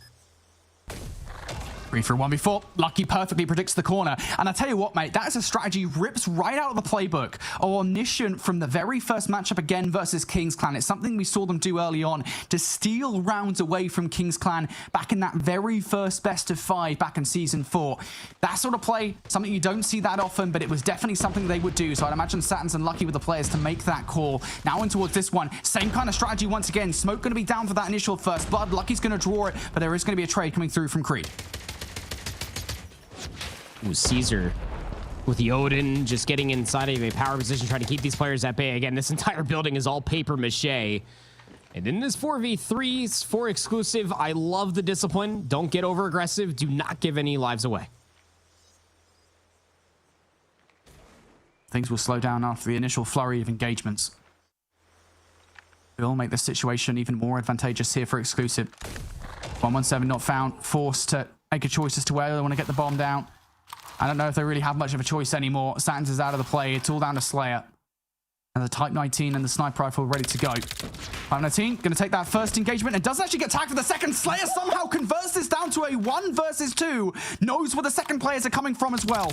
Perfect read onto these players, but not perfect shot. Creed will stop the insanity before it really begins, but Slayer makes that significantly closer than it needs to be. That second kill was insane. Gotta be something in the water here on firing range. You get a sniper rifle and you're playing on a 117 not found. You're just due for a couple good snapperoos like that. Exclusive not looking to go down 0-2. Offense is now going to take their efforts over towards B.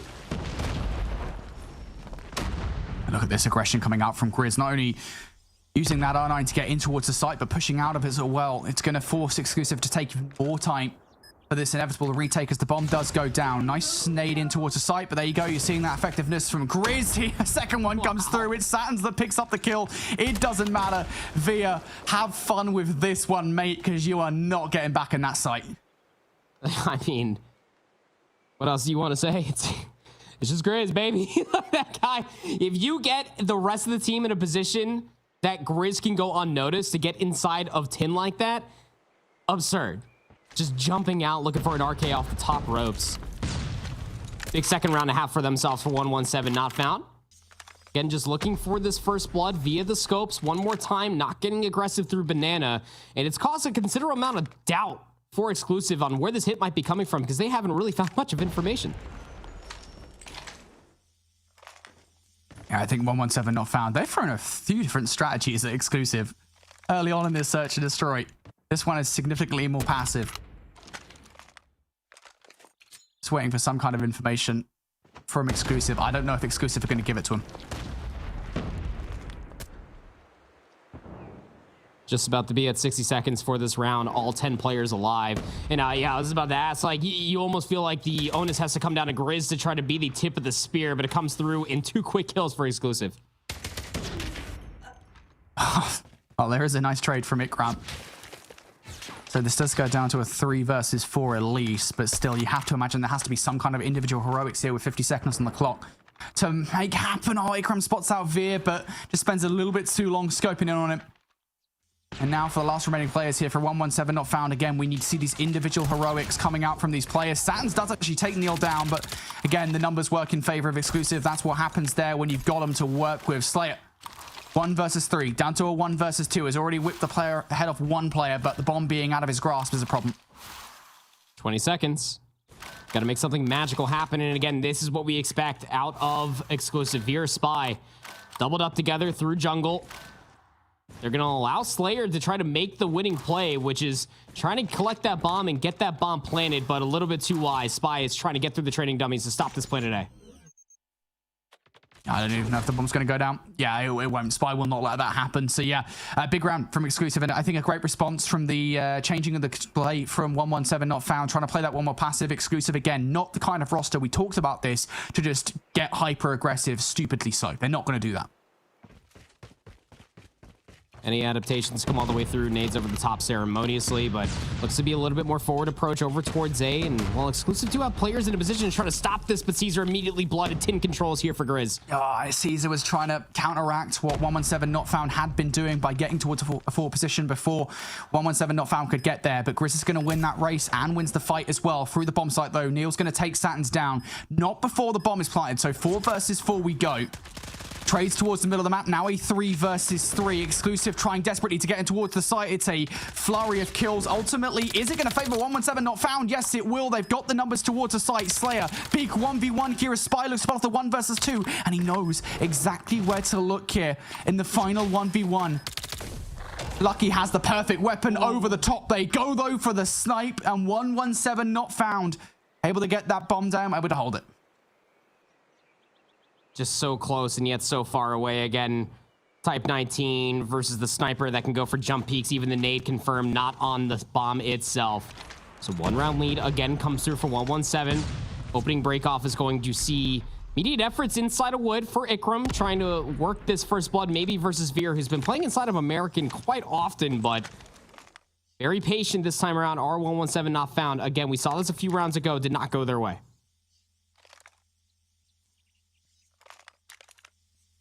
I kind of almost wonder, right? I mean, you are anticipating those same kind of pushes out of exclusive as they did in that last round. What does that response look like on the final offensive effort? Do they have to be the team that moves first? These players from exclusive are held deeply in towards both of these sites, and here we go. Decision has been made from 117 not found. Hit towards the B site. Players from exclusive actually removed the bomb. Basically the perfect time for 117 not found. All of the defense here on towards Spy towards the backline. He is going to find some value almost immediately. Can he play his life for a second? Lucky just about gets away, but the cavalry has arrived from exclusive here. They are ready for this. Lucky was literally a single HP. 3v3 now as Slayer takes down Caesar in return. So I have Neil to worry about, has a sniper rifle over by the A bomb site.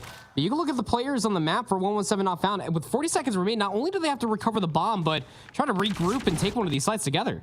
Yeah, that bomb being as far in towards ties as it is just so frustrating. For 117 not found. Slayer has to be the player, if anything, to get this one done. Lucky can't on the other side. Slayer will find some value. It is yet another 1 versus 3, though. Changes the route a little bit on this bomb pickup. He doesn't really know that there's not any players around those. He has to exhaust a lot of time off the clock that they have, and there's not really a lot left of it to check every single corner before going for the bomb.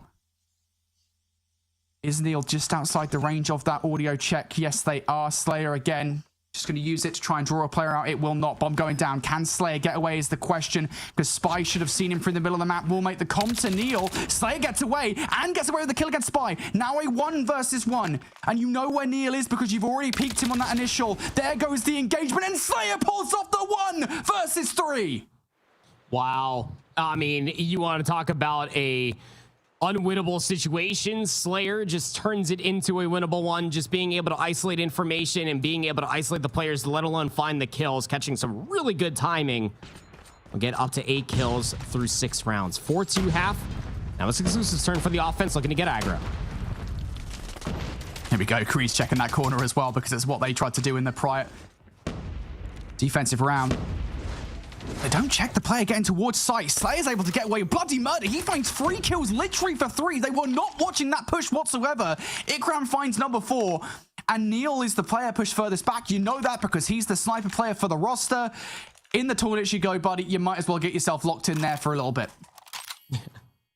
Lock the door, put on the do not disturb sign. Able to find 1, almost gets the snap, but Slayer's just gonna hold down the trigger with a Type 19. The past 2 rounds has been all the Slayer show. Absolutely showing up for his team. Found 4 in that round.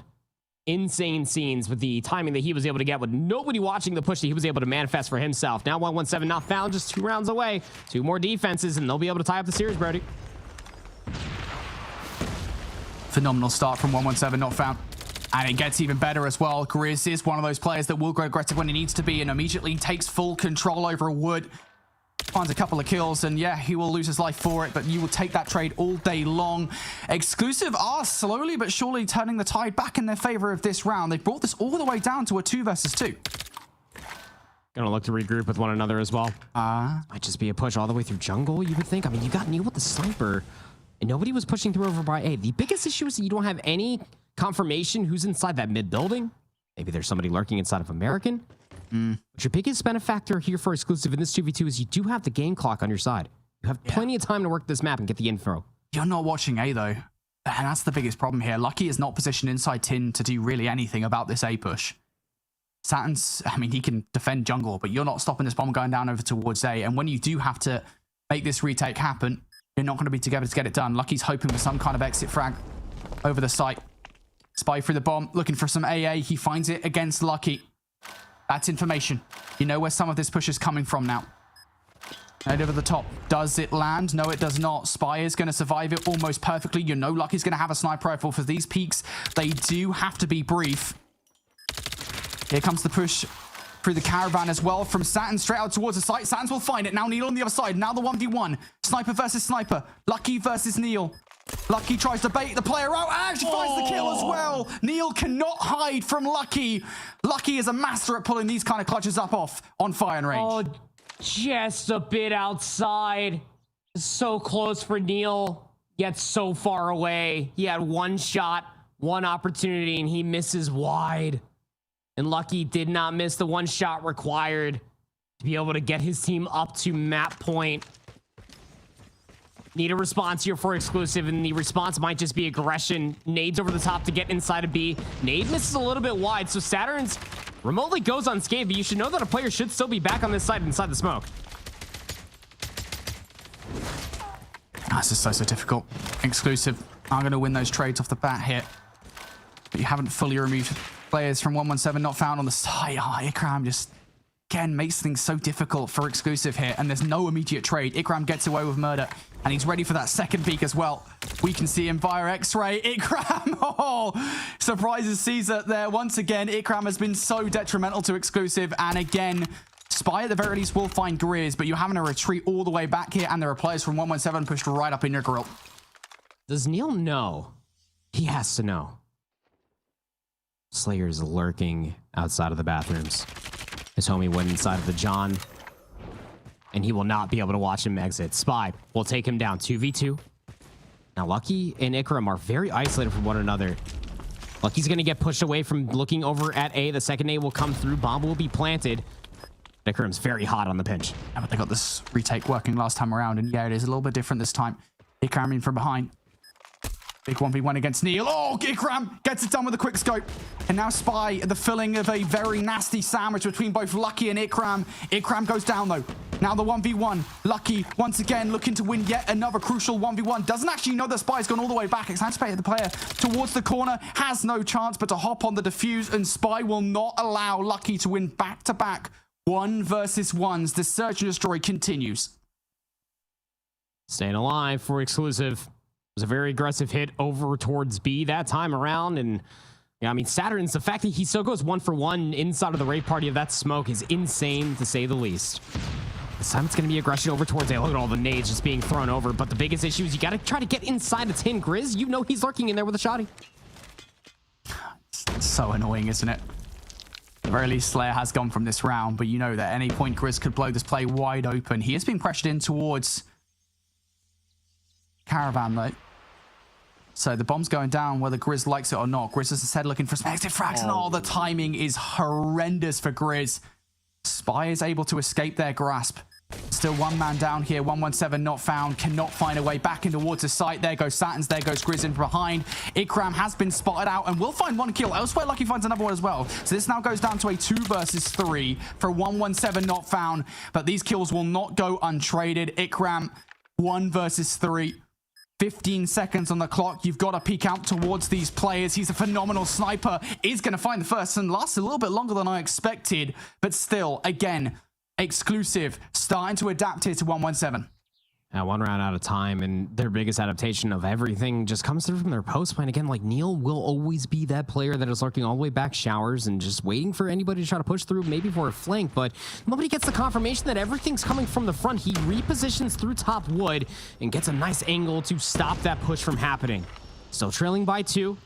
Handful of rounds required for exclusive to force this into overtime. They've been first blooded. Neil will find that trade for 2. Why not? Uh-oh. Feels like so much of this on fire and search and destroy, as is always the case, has been down to what the snipers can produce. Neil is doing work for exclusive at the moment, and that should not be a surprise to anybody who's paid attention to Neil's career over the last couple of SPS seasons. But Lucky is going to take Creed down.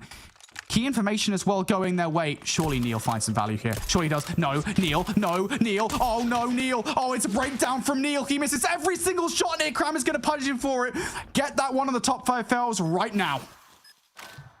Things you hate to see, but the bomb's still planted here at B. And both Fear and Caesar stacked together. Caesar will take down Lucky. 2v2. If exclusive lose this round, Neil will be kicking himself. 2 big 1 versus 1s going down towards the site. Fierce is going to lose theirs. But do you know that Caesar's positioned outside the site? Yes, you do. Caesar, no choice but to egregiously challenge for it. You can't take either of these players down. The retake is good, as is the search and destroy for 117 not found. I'll tell you what's not good, mate. Neil. Well, all right, man. He's a very good player. You're picking one moment out of many good we have to talk about that. We have to. We can talk about it because they literally, if he lands just a single shot and he just goes 1 for 1, that round goes Exclusive's way. Like I don't think it's 100% that it goes Exclusive's way, but the probability goes up closer to 100% than all the way down sub 50 the way it did there in that final 2v2. But you want to talk about a really good 4-2 half to come through from 117. Talk about Slayer, man. Like, this guy, through the last few rounds, I want to say like round 5 and 6, was just undeniable. And even going in towards the first round on defense, Spy was a continuation of all of that. Went in towards the opening round on 8 kills, left on 12. Talk about a catalyst for 117 not found to rally behind. And I know I didn't say it while we were on air, but I was talking about it in the digital green room that it was going to be the search and destroy that was going to catch Exclusive by surprise, firing range or not. We've been playing on this map mode combination for quite some time here in Call of Duty Mobile. 24 and 14 between Ikram and Slayer. 2 very high profile sniper rifles, but even Slayer with the Type 19 able to still get it done. 13 and 8 out of Spy. I mean, this guy has been a continuous issue, but the aggression for 117 not found, being able to isolate the information, being able to get Grizz in these very annoying positions only goes 8 and 10, but it's just the threat from the R9 shotgun inside of the trailer was more than enough pressure on offense and defense enough that kept Exclusive at bay. Yeah, and I think so often casters kind of fall foul to, we're looking at these pure stats and that tells the entire story, and you're absolutely right? I think, you know, Grizz's progression early on to the search and destroy for those first offensive efforts from 117 not found, he was pivotal to keeping Exclusive away from the sites. He was so crucial to winning so many of those first bloods that gave them entry towards the site. Yeah, I mean, Grizz is a massive player, so despite bottom fragging for the roster there, he is a huge reason why 117 not found are able to get that one done, and they do tie the series up at 1-1. Next up, we've got a raid control, and going back to season 4, Exclusive, this was easily their weakest game mode. Again, asterisk, because control is everyone's weakest game mode, but it was easily weakest game mode, and so again, you go back to, this is maybe an opportunity for 117 not found, if they hadn't already, which they now have, to find a way into this series. It's raid, baby. That mode combination we've seen in quite some time. It has been around, I want to really say, ever since it came into the fold for control, I should say. But 26v24 through the opening salvo. Again, if you lose this opening break, this spawn trap, not as detrimental as Arsenal, but still pretty damning. 117 not found here. They're winning the engagements as well. Creed is really the only one that can do anything about this through money window, and they find a little bit of value. Slayer's going to take them down. So now the next real effort here, the next best thing for Exclusive is to try and send players in towards a spawn trap. A is gone, regardless. A is absolutely gone. We have over 2 minutes on the clock now for 117 not found to make a push over towards B, but there's the kills from Spy. It's going to send the players back towards the spawn. Are there Exclusive players there to deal with a spawn trap? No, there are not. So 117 not found, back to square one, but A is gone. 60 seconds, added on towards the board, and you still got to be worried about Spy through P5 rocks.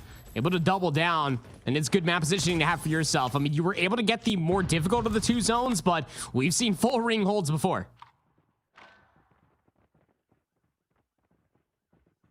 Things will calm down here momentarily. 117 not found. Looking to push the issue through a couple of different lanes here, or perhaps, is this going to be a full hit around the flank? Looks like that's what 117 not found are positioning for. Spy with a pre-fire. Creed is also in the corner here. First blood is good for Creed. No immediate trade. Spy is also ready for this one. The read was good from Exclusive. The kills for the most part are as well. Creed still a little bit more to do. And can he take all these players that can? Yes, he can. Looking for number 3 as well. Creed with extra bullets in the body. And why the heck not? That is a perfect read from Exclusive and a perfect reaction as well. Sure is. Now just under 1 minute, 7v14. They're trying to brute force their way all the way through R. 1 player's on the flank, and that's going to be Grizz. With the R9 shotgun, is able to actually find 2. Wait, a little bit of a fumbling of the bag, if you will. You got Caesar inside of the garage trying to play for a couple spawners, but nobody's dead for him to kill. And things just keep on going from bad to worse for 117 not found here. Got to give them some credit because they're making some real effort here. They're going for a little bit of a double stack to try and get that second tick through. I don't know if they're going to be able to, though. All the players are falling away here. Grizz, the last one left alive, and he tries to scurry away in towards Art, and it's going to get shut down. And I've got to give 117 not found some credit there on those efforts because they were doing more than just the standard. We're going to push through the driveway. We're going to push through Art to try and break the way on towards B. But I've got to give Exclusive even more credit because the reads were great. Oh, absolutely. Just the response. Adaptation soon to follow as well. And talk about an opening break. They earned 3 operators, 4 actually, and open up with 3 themselves. You're hoping to find value with it with such a immediate investment to the round, but Caesar with the Sparrow takes his own life out of the equation. Veer with the War Machine last alive, and it's all for naught over by B. They didn't even get a single segment, let alone map positioning. Now for Exclusive at the start of this round, it is going to be a push over towards A. Keep an eye on player number 3 around the minimap. It's going to be Creed, who is looking to enact a flank, while the players around the front aren't really winning any of these fights. Ikram is a big reason why. He took by a sniper rifle in respawn. He continues to pull it out to do some serious damage, to cause some carnage to Exclusive's effort on the offense. And it's forcing their one ace up the sleeve and player number 3, Creed, out of position. A full wipe, more or less, for 117 not found on the defense. And it's going to force now the operators to come out. Grizz looking to do some damage with the equalizers, finds a couple of kills. One player escaped their grasp. It's Neil, and Neil actually finds that kill. So there's still opportunities here for Exclusive to break out of this spawn trap, especially as Neil is finding more value. But still, 117 not found have looked convincing so far on the D. Veer would have loved to be able to find that one elimination inside of Laundry. Talk about a power position to hold for yourself for this offensive salvo, but Caesar, Neil, they're very much so still alive, and Neil, Veer did lose the gunfight inside of Laundry, reprises over inside of Art, and now the Claw invested for Neil. That's how you know they really want this extra 60 seconds. It's 12v12, and this is a good time to call out the Claw just to make sure you guarantee that time. Well, B will be captured. 11 versus 11. 1 tick already made from that initial pushover by A at the very start of this control, and Neil decides it's high time to bring that missile down from the heavens. It's going to give them not just that kill, but perhaps more crucially, information as to where all these players are located. Next up is actually acting on that information, and Creed can't get it done. Grizz is going to be able to trade things out. Now on the other side, we're starting to see some operators. It's going to be the Annihilator from Ikram. How much value can this thing find? Caesar through money window. It's finding so much value with those 2 kills. Perhaps this is the in for Exclusive. Oh, but Ikram immediately pulls out the Annihilator, albeit only able to find at least that one elimination. You're still stuffing the push that was starting to come all the way through Kitchen. Still map positioning is here for Exclusive. 5v4, now 3v4, as 117 not found are collecting on the kills. Gotta imagine Veer is the player hit for Exclusive. Do 117 not found? No, there's a player pushed that far through. Back and forth we go. No, they do not. Now they most certainly do, as Veer picks up Grizz. This could be the moment that decides this control again. These offenses are a dime a dozen, but Sans and Lucky are able to respond, and Lucky finds a second as well. Creed with a jump chow, and it falls apart. What could have been a pivotal moment there for Exclusive does not go their way. You also got to tip it for Veer. I mean, the Exclusive were so close to being able to convert that offense just off of lives alone, but Veer being able to get that kill inside a Kitchen actually opted out of calling in the War Machine. That could have been the final nail in the coffin, but now has that available for this push. Grizz on the offense with the R9 shotgun, because of course he is in your face. Neil will get taken down, but it's a great opening engagements coming through from 117 not found. And Veer looking to find value with the War Machine, misses out on a little bit more value, but trade's still about full for Exclusive to hold the line. Spy is going to find a double here over by A. 117 not found. Trying to make their way through the pool. Ikram's not going to be able to get it done. Neil will shut them down. Exclusive here, I would say tentative on the defense, though. I mean, you look over towards A, and Spy is really the only player keeping these guys away from pushing up all the way towards pool. And that's because Exclusive are putting a hell of a lot into the spawn trap around the backline. They're finding the frags as well. But 117 not found. The players they have got through are currently capturing A. And honestly, I think you're fine with this trade-off, Andy. One more player is still lurking over there. Saturn's actually opting for a Sparrow himself, but I mean, where one was finding value, Exclusive cycle out another player of Neil over by the AC unit. The segment might have been captured over at A, but it's 20v9, Brody. 20 seconds remain, and 117 not found can knock it out of their spawn. And this is what I meant, right, about kind of that trade-off, right? Because exclusive now, off the back of that spawn trap, yeah, I mean, you've basically given up a little bit of progression over by A, but 117 Not Found have no lives left to do anything in this round. They are completely exhausted all the way through. Just 3 players left from 117 Not Found. This would be a miracle and a half. Can you make bread from thin air? Nope. Not with 1.1 second left on the clock. I think 117 Not Found towards the end. They were just like, yeah, let's not feed them any more streaks. There's no real reason for us to do that. Phenomenal round from exclusive. Phenomenal decision making. Again, 2-1 up now. Couldn't get the offense done last time around. Can they get it done here? Nobody opening up with operators this time around for exclusive. Just kidding. Spy's going to open things up with an Annihilator, and that's immediately going to be the push going over towards B. But the Annihilator is actually through mid, trying to get Pillars control. Spy's going to be able to take down at least one, and it's completely broken the ankles of 117 Not Found. Now laundry control was almost there until Saturn's will take down Neil. 117 Not Found winning the vast majority of these trades on the defense. Again, if the question is, can exclusive start things strong on the offense? The answer is no, not really. And Veer's actually going to be forced to utilize the Predator missile at the start of this round. It isn't going to equate to too much control over by B. Exclusive instead now looking to fall back on this push over towards A. And these trades are favoring 117 Not Found. Still, every single time that exclusive put players in towards this point, it is not enough to get any real modicum of control over it. All they've got to speak of for this round so far, Andy, is the 1 tick over by B. Still keep segments even. That's what 117 Not Found are looking for, but they're still trailing by 3 lives. Also comes down to kills if it comes down to a round 5 escapade, but only time will tell. Able to at least get art control back, are exclusive. Now they're trying to get a player over towards that B control zone, but one player slipped the net inside of art. It's going to be Grizz with our 9 shotgun, and you know he's going to be an absolute thorn in your side inside of art. Is able to find himself another elimination. Segment captured over at B. But 2 segments of the good. Exclusive has secured that round 5 defense. Yeah, I was wondering whether the operators would be paramount to how this round goes, because there were 4 in the back pocket for exclusive. Grizz is going to utilize theirs to try and bring this one home towards a round number 5. A 5-life advantage, you have to imagine, to foregone conclusion at this point. But can they formalize it? Grizz and Ikram are finding more of those krills. Grizz is going to find even more value. Looking for the long-range fight. Not against Ikram with a sniper rifle. Not on your Nelly, mate. Exclusive, last 5 lives. Last chance, hurrah, to get this one done. Caesar's finding value. It's going to force player up the open stairs, but there is just no time. Round 5 we go. And I wonder whether or not using your operators is going to come back to bite them, because it won't be long before 117 have some operators of their own. Yeah, specifically for Grizz, who's still sitting on a Predator missile as well. And for an offensive salvo, you know that Grizz is going to want to try to get inside a kitchen, lickety split. Operator being pulled by Ikram for that Annihilator. Maybe try to really add some more oomph towards this push over by A. Spy, Veer able to answer back with 2 of their own. The push hasn't been completely stopped because you still got players inside a Tiki Bar. 117 Not Found have numbers on the pool side. This is a phenomenal start from 117 Not Found. You're winning the vast majority of the trades, and you've still got players on A as well.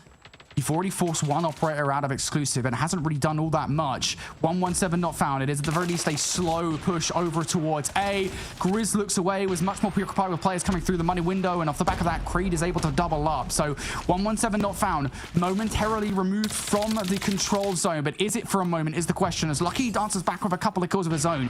Grizz now starting to make a move through the middle of the map. They will get shut down, and there's your answer. It is not for a moment. Exclusive now convincingly able to bat these guys away from A.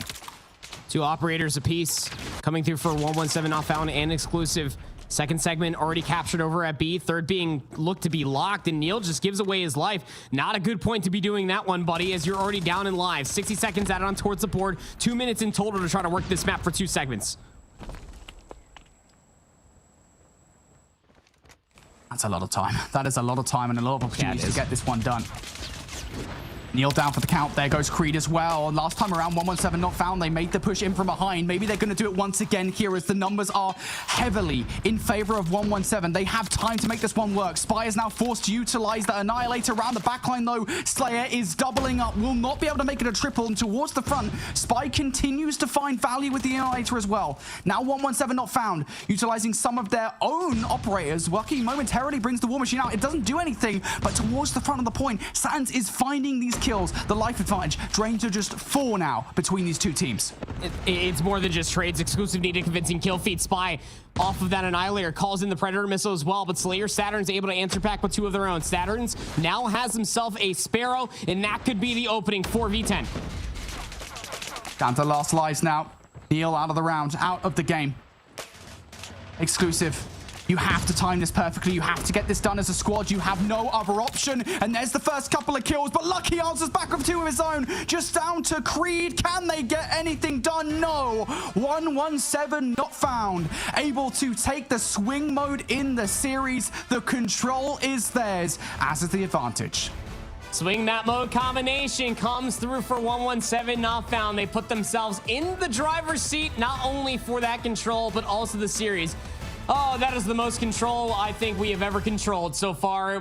Me casting Call of Duty Mobile goes defense for defense, 4 rounds deep. Yep. And then we get to a round 5 offense. The opening breakoff was pretty convincing. I mean, you had numbers over on the pool side of the map for what felt like forever for 117 not found. And all that numbers advantage then in turn comes through for Exclusive, thinking that the hit was going to continuously come over by the pool side, but was not the case at all. For all those parallel spawns, nobody was trying to play for spawn kills for Exclusive, so they're able to get themselves over towards ring. And it felt like since the early get-go of that round number 5, Brody, that the clock was stalled out. 2 minutes and 6 seconds is a lot of time. You're not wrong to point out that one simple fact, to be able to either work those last 2 seconds required over by the pool control zone, or to be able to find the kills, whichever is more convenient for 117 not found. Not to mention their operator usage was absolutely sublime to respond in kind whenever Exclusive was using theirs.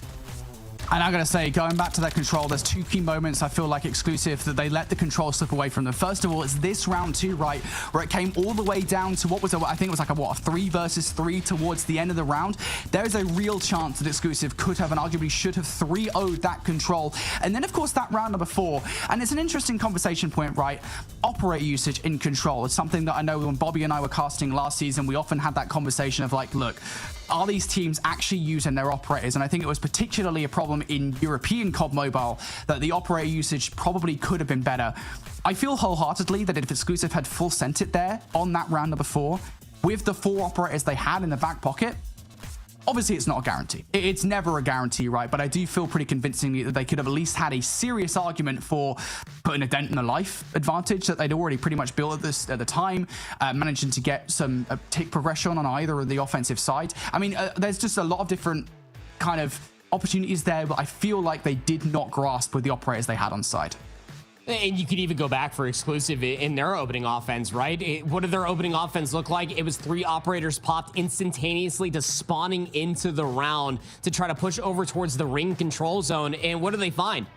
Zilch, absolutely nothing. And from there on out, losing the opening breakoff, they were always playing off the back foot. So I think this is a continuous conversation that we've had, not only just for Europe, but you're not out of the conversations. The rest of the regions are going to be represented at that World Championship. But regardless of all of that, it's always going to be an immediate conversation, especially when it comes down to control, especially when it comes down to Call of Duty Mobile as a whole. Your operator usage does need to be a very bright spot when it comes down to your respawn game modes, because it could very much so be either your winning moment or the absolute scam of the year. Yeah, well, look, a couple of different decisions there made by Exclusive, and maybe we look at them going 2-1 up in this series, but they don't. They now have to face a Hassi, Ender, Hardpoint, and we talk about strong maps in the series for Exclusive. This is yet another one. Again, they did not lose a single Hassi and a Hardpoint last season in the challenge season, so they're hoping to kind of carry that through to force a game 5 against 117 not found, because if they don't, this will be the first real shock of the season. Favorite side of the map for 117 not found doesn't mean that you can just sit over by a Lambo. It just means that you have to set up the pinch through upper hallways. And, well, if there's one thing we know about 117 not found, or there's one thing we know about Grizz, this guy loves this map mode combination with the R9 shotgun. Who wouldn't? But it's a convincing kill feed to come through for Exclusive, not to mention how they're also soaking up a lot of good time. And, I mean, with 30 seconds remaining on P1, they're not really worried about the rotation quite yet.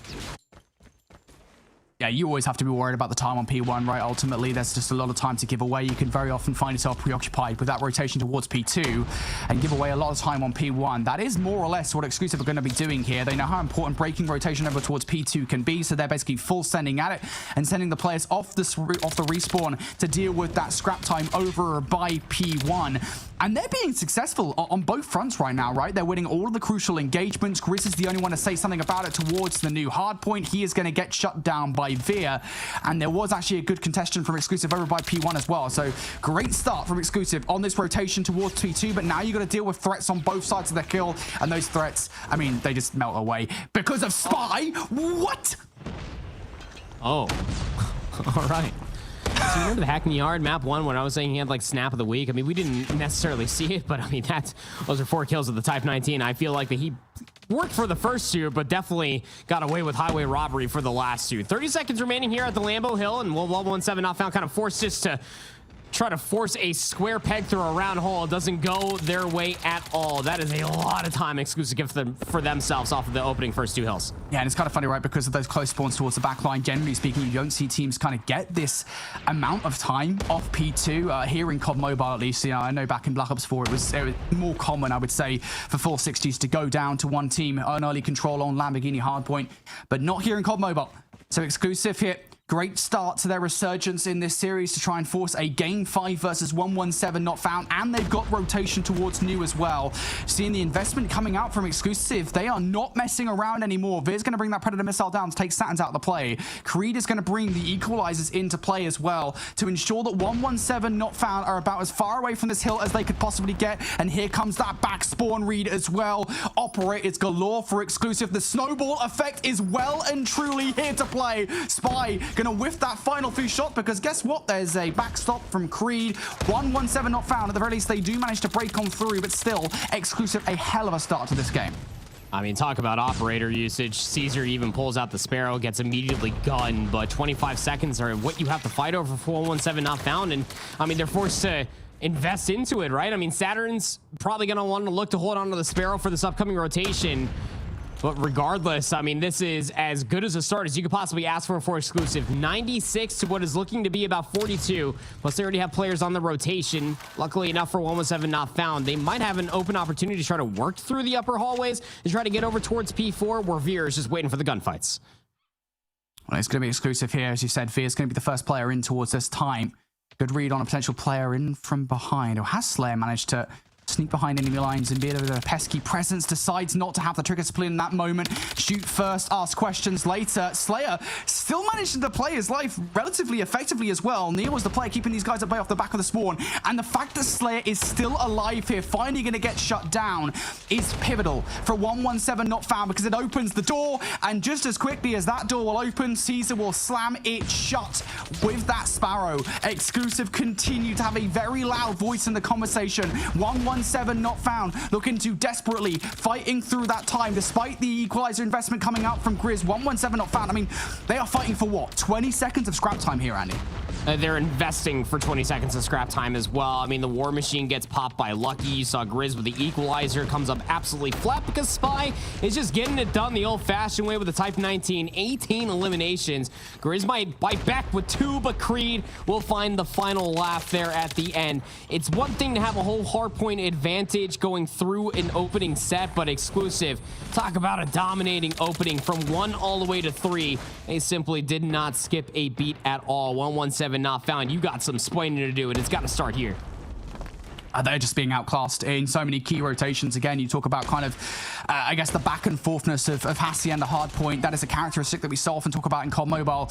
We are not seeing that here. Exclusive have dominated the conversation. Fear is dominating the kill feed as well. Another 2-piece. Every single operator we've seen out of Exclusive has found some serious value, and now they're winning the gunfight for control over P1 as well. Every single time somebody from 117 not found tries to get in towards the hard point, they are read and swiftly executed. Ikram will find 4, so now an opportunity perhaps for 117 not found to fight for this scrap time. But again, same story as last hill, Andy. It is just scrap time. Oh, it was a big 1v1. Veer actually comes out on top inside of the mansion lobby and maybe try to stay alive on the backside of this driveway. And the longer that Veer stays alive, the more problems are coming to the front door of 117 Not Found. Ikram has to invest the Annihilator just to try to get inside of the hard point, but up through the driveway, he gets met with a bolt from the Sparrow, and then Spy with the Annihilator. Exclusive can do no wrong. And Exclusive hit. Just continuing to really drive this one home, aren't they? Two-piece after two-piece. This time it's Caesar producing it for Exclusive. Hunter Killer Drone going out. The readers should be good here as to where 117 Not Found are coming from. Spy just keeping an eye on the stairs. Probably the best weapon you could possibly ask for in this situation to keep these guys away. Satins, though, is able to get through the driveway and will survive for the engagement as well. There goes Slayer for some more kills. Creed answering back with a double. Spy decides, hey, you know what? We've got a fair bit of utility on side, so I'm going to use yet another bit of it to try and keep 117 Not Found out of this hard point. And you are forced at this point in the game to send players, send men over towards this hill, and Exclusive very happy to take them out of the equation. At the very least, 117 should be the first team to touch new. Remember when it was only 70 points as the differential? It's doubled that since that conversation, and that conversation was not too long ago. 207 to 68. Golly, 117 certainly not found here on Hacienda. Let me tell you that much. You got split spawns coming through for Exclusive onto the backside of the gardens. Now you have to try to brute force your way through the front. Lucky's looking to help things out with the operator War Machine. Here it comes from Fear. Not actually landing any bullets, really. Finally, we'll find some value with it, but do you even need to when your teammates are there picking up the kills? So the answer is no. Grizz up top, in from behind. What damage can they do now? Need to find some more value with these equalizers. Need to keep these guys away from the hard point because Exclusive, I believe, can still, technically speaking, finish things here on the fences. Lucky with that two-piece will now at the very least force another hard point out. But look at those close spawns and continuing to get players in from Exclusive. And look at the blue kill feed as well. 117 Not Found cannot find anything in this situation. Perhaps that's what their name refers to, because Exclusive just continue to keep everything out of reach for this roster. I mean, Spy is being allowed this time at the moment, just chilling inside. He goes over the jump up, picks up that kill, and the gunfight's over by Neo, being won by Exclusive as well. I mean, what is this? I mean, you say look at the kill feed. I'm saying look at the rotation, because Neil has been here since yesterday. 235 to 82. Claw being pulled. Spy gonna invest the Annihilator as well. It is a victory lap here on P4 for Exclusive. They want to go to Metropolis. They're gonna get it. 117 Not Found. One last chance to try and do something about this. Neil is keeping an eye on what players have managed to get past that front line. Slayer is just patiently waiting at the moment. Exclusive, they find him out. You see the operators coming out from Exclusive to close out this hard point. Sheesh. And what an antithetical hard point to the rest of this series, in which it has been incredibly close. And that was just whatever the opposite of that is. Blown out of the water. Exclusive just completely decimate. 117 Not Found, force a game 5. I mean, the only thing that wasn't like as alarming as that at least nobody dropped a nuke, I guess. Like, God dang. Like, Exclusive just, they just did not stop. And honestly speaking, you know, I go back to what we were talking about during that P1. It's like, cool, you know, Exclusive, they're able to get a decent amount of time on P1. 117 Not Found. They're starting off on the favorite side of the map. And then the kill feed just started rolling in blue. And there was maybe only one, maybe two kill feeds that 117 Not Found in a convincing fashion for themselves. But that was all for about maybe like 10 seconds here, maybe about 8 seconds over there. And it just was the onslaught that was Exclusive, not only in the slaying prowess, but immediately rectifying their biggest issue, that was that raid control in the operator usage. Every single person for Exclusive, when they were pulling out operators, were finding continuous value with it. Spy 35 and 20, 36 and 22 out of Neil. I mean, Spy is just, he is the Swiss Army knife of this team, man. Like, he'll slay, he'll be able to spearhead the rotation, and he has a minute 50 of OBJ time as well. Yeah, I feel pretty confident if I'm playing with Spy on Exclusive, because this guy's just about doing everything. He's gross. Yeah, I mean, I don't want to say we've not seen this from him before, because we did see it plenty of times last season, but I think certainly this feels like another gear for Spy. This performance from him this entire series thus far, despite the fact that it has to go to a game 5, has been a phenomenal one. And yeah, I mean, definitely, you're very glad that you've got Spy on side, right? So Exclusive going to be very happy with his performance there. In that game, it's going to mean we go to a game 5 a search and destroy to close out this series. And going back to the firing range search and destroy, 117 not found. I think they surprised Exclusive a lot with the strategies they were pulling out.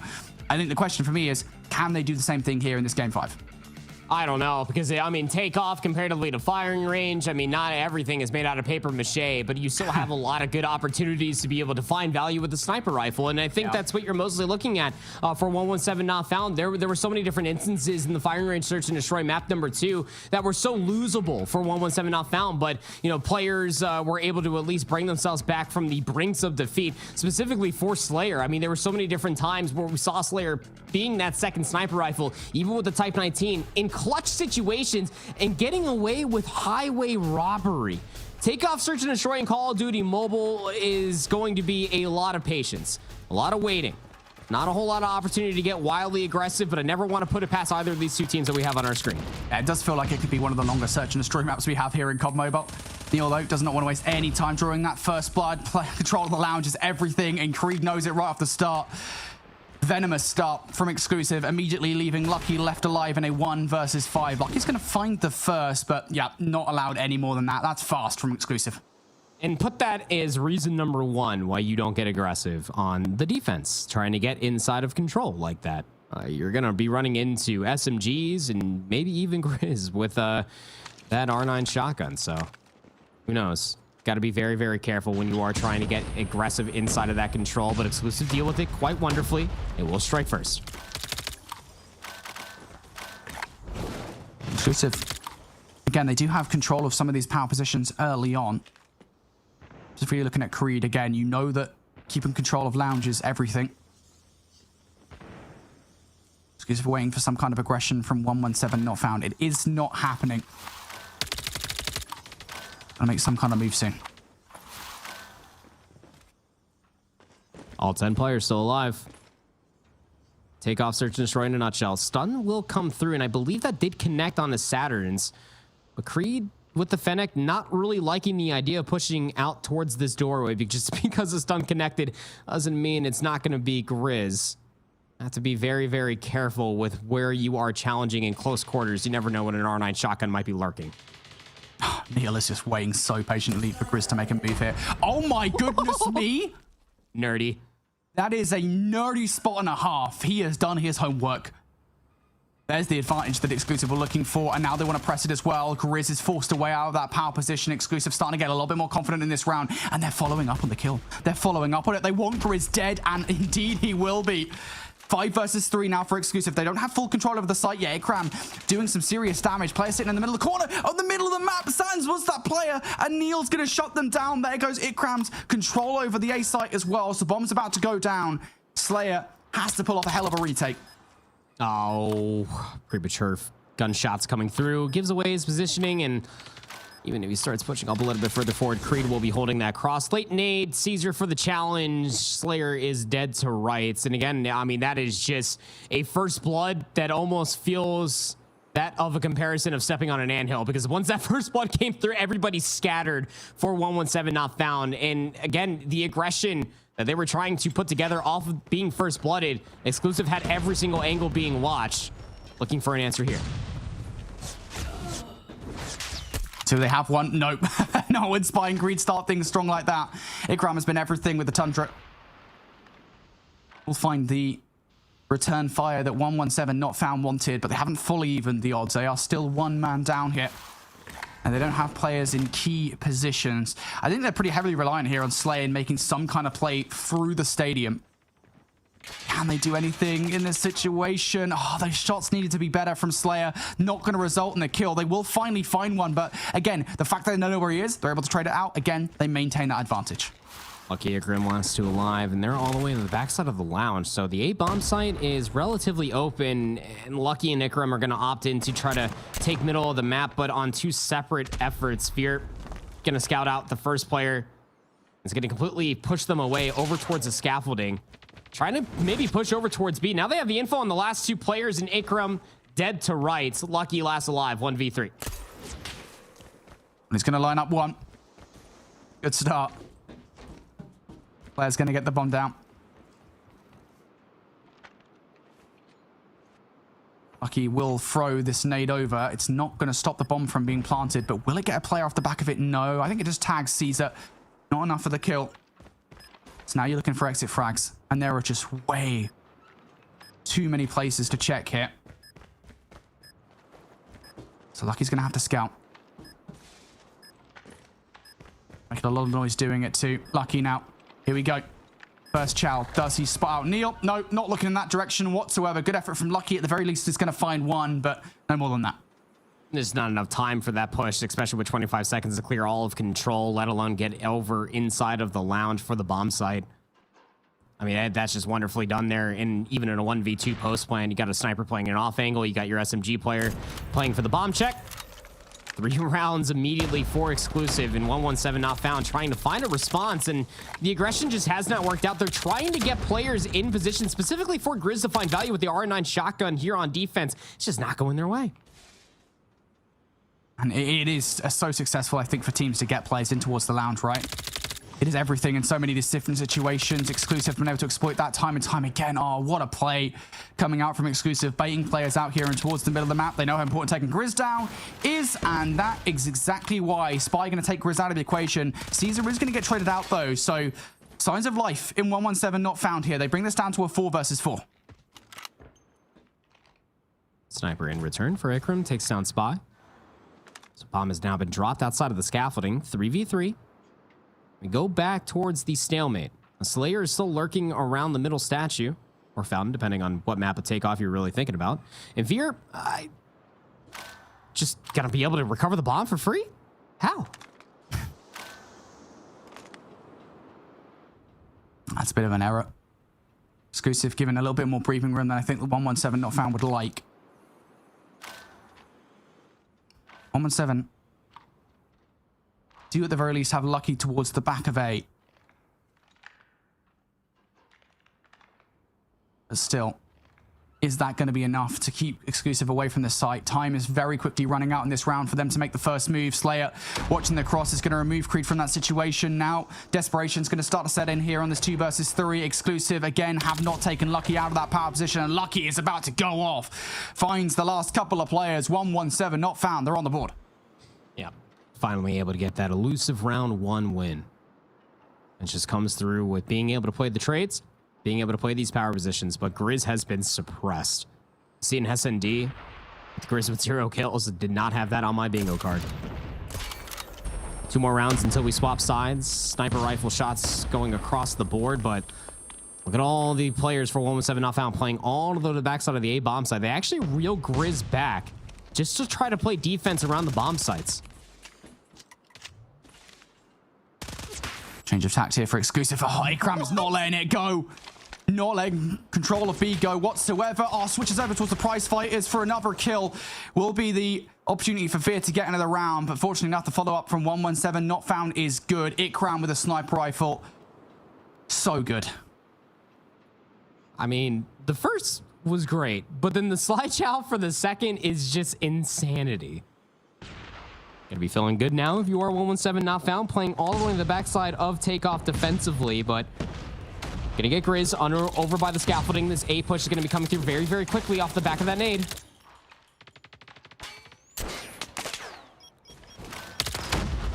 Gonna try and trade things out in favor here. Exclusive. Reactions from 117 not found have been exemplary. Now down to a 2 versus 2 at the start of this round. Exclusive have been bullied away from the site. They're going to have to rethink how they want to play this one.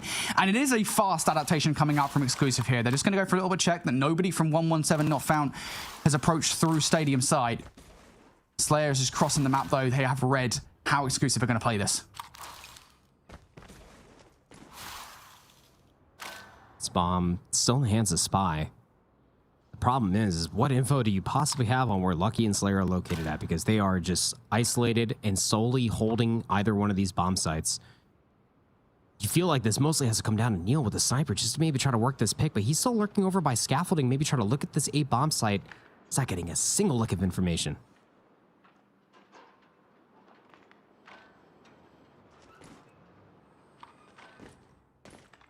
It's just so difficult to entry on towards these sites. Big 1v1. Oh, Neil's not going to be able to pull it off. Lucky gets away, and he gets away with murder as well. Spy now. Bomb in hand.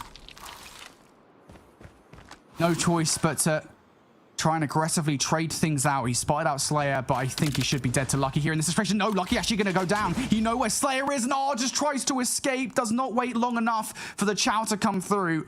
So while it looks a little bit dire for 117 not found at the start of this search and destroy, they've brought things even at the half.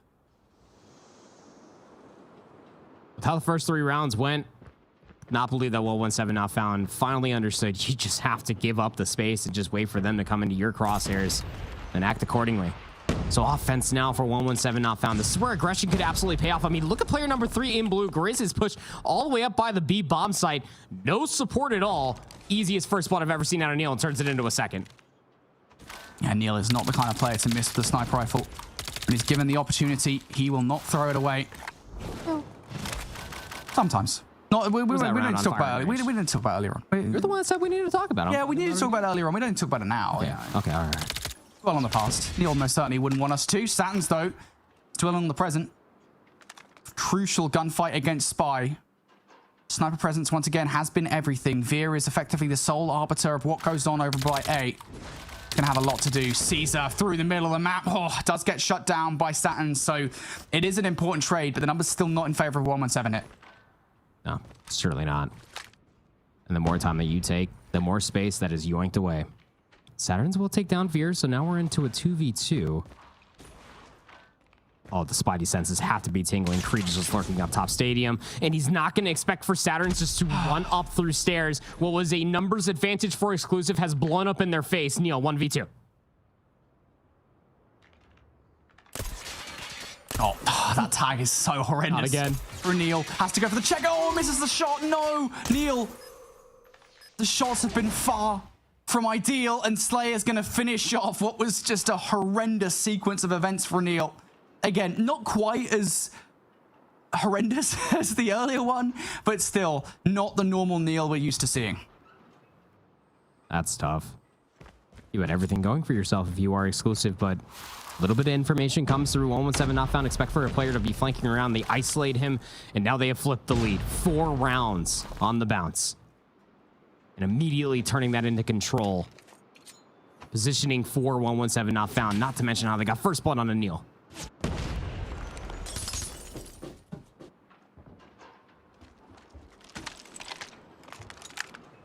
On the man advantage, can they get control of the elusive B site?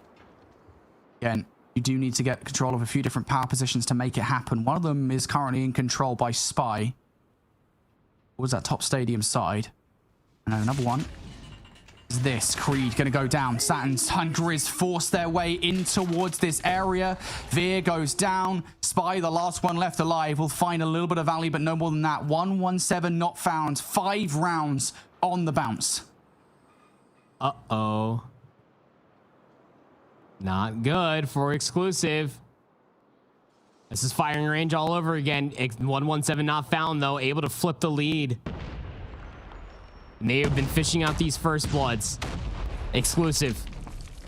Need to be timely with these challenges to be able to work these first bloods. It's going to be a B hit. Very, very aggressive. Seems to be the unusual strategies that work the best. 117 not found. They know it's 2. First blood for Grizz. Traded out from Spy. Exclusive not willing to give up full control over a B just yet. But Satins, it's a ballsy move. He's going to get the bomb down pretty much straight away. Has some coverage from the middle of the map. Is it going to be enough? No. No. The bomb does go down, but Creed draws that blood. Creed? Oh, he was thinking about just hopping it. And the timing doesn't work out for him at all. 2v3 now. Caesar, Veer, trying to make something of this round. They're playing around the bomb site. They have no idea where the other 2 players are. Oh, they come from long range. That double challenge, everything from Caesar and Veer. The retake they needed to stop the momentum of 117 not found and get themselves back into this S&D. Insane scenes. I mean, the aggression through all of B Street just comes through so quickly for 117 not found. And like you were saying, I mean, Saturn's, as ballsy as it was able to put the win condition in stone. Was able to plant that rock, but gave away his life in turn of doing so. But exclusive still able to make it a round win for them. It's going to cause considerable doubt for 117 not found on what they need to do to put themselves up on that point. Here we go. Aggression from 117 not found. It's different. Again, going back towards that fire and search and destroy. This is what we've expected from 117 not found, but the reaction from Exclusive has been good enough. They win the trades. That's why you don't very often see teams get aggressive in towards that A site. And 117 not found a sense scarpering. But again, it's a strategy worth trying. You've got a lot of time to work with. I mean, going 1 for 1 is fine, but Spy is able to find 2. And again, that just so much doubt for what 117 not found need to even do to try to clutch this 3v4. But Exclusive, we've been here before. You have numbers. You cannot afford to get overly aggressive here. Kind of wonder when they're splitting the efforts is the play here for 117 not found, right? I mean, Slayer is in a prime position to keep control of that B site. It's a position that he knows that Exclusive are going to go for. So if he can win some of these paramount gunfights, it could be everything. Right over the top, though. Slayer's going to move out of that power position. It's going to land on towards Caesar. It's going to make them weak. Not going to be enough to take Caesar out of the play, though. 117 not found. They have brute forced their way in behind enemy lines, and that second kill would have been nice, but Caesar will not go down. Numbers still in favor of Exclusive here. Look at the bomb. It's been dropped. And that's going to be the call for Neil. Get up through the top side of scaffolding. Slayer's gun. Lucky last alive. 1v3. Not going to happen. Exclusive. Oh, things were looking dire, but they answered back with 2 rounds of their own. And again, you brought up the fantastic point. That is why you just don't full sprint out over towards that A bomb site. Regardless of whatever weaponry is watching that exit, it's the Type 19 out of Spy that finds 2, flips it back on its head. We're tied into round 11.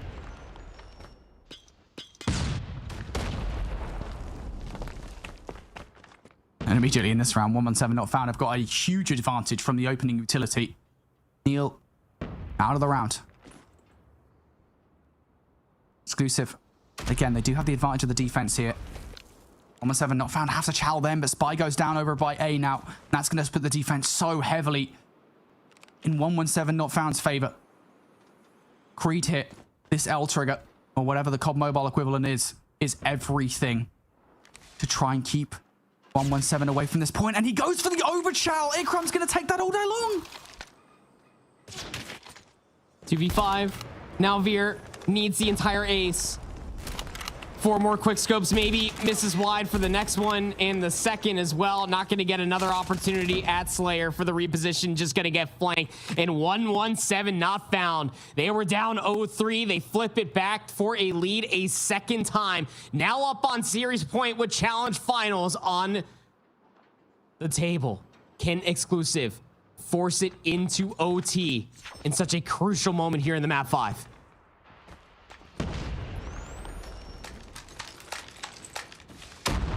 Again, this team was built to take the likes of Exclusive down. Built with some of the best players from European teams. 117 not found. Not going to draw the first blood in this round, though. Beer's going to get it done. It's going to make things awkward here on this offense for 117 not found. Ikram, again, phenomenal with this sniper rifle. Top fragging on his team. Equal top fragging with Caesar on the other side. Can he find some value here with the Tundra to try and blow this round wide open and put it back in favor of 117 not found? No, Spy gonna deny. 3v5. Oh, the timing out of Grizz is terrible. Spy's gonna take him down in return. Overtime is looming on the distance here for this round number 12. Go ahead and queue it up. Not unless Slayer can make some heroics happen here from bottom scaffolding, but the numbers are not favorable for 117. Yeah. Neil going to dispatch with Slayer pretty easily as well.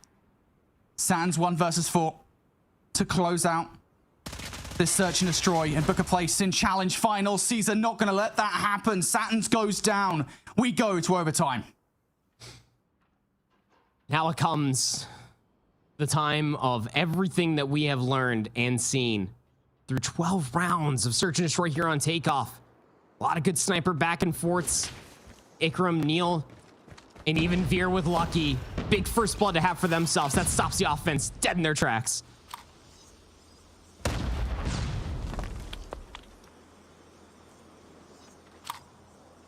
Well, Exclusive, they were successful. 3 offenses in a row. At the start of this search and destroy, they have to find that magic once again, but how are they going to be able to do it with 1 man down? Waiting for some kind of over-aggression from 117 not found. I just don't know if 117 are the kind of roster to give it to him. Hey, look at it from the patience. I'm losing the opening 3 rounds. Just not getting wily or aggressive. Grizz doesn't have an R9 shotgun in quite some time. He's now playing with the Fennec SMG, adding a little bit more versatility. It's going to come through over the top over at A. It's not going to connect with anybody. I mean, if they didn't know what to do before, now they certainly don't, as they're just trapped inside a stadium. There we go. It's time for the siege from Exclusive. They know they have no choice here with 45 seconds left on the clock. Time dwindling down, but to get on towards A. Just need a couple of kills to get it done. Got to check the corner, and you've got to simultaneously check the back line because you know there's always going to be a sniper lurking around that point. Grizz has also joined the ensemble as well. There we go. Lucky's going to pop off to make matters worse for Exclusive, and all at the same time they get it done. Caesar, it would have to be a 1 versus 5. They only find the first. 117 not found. Strike first in OT.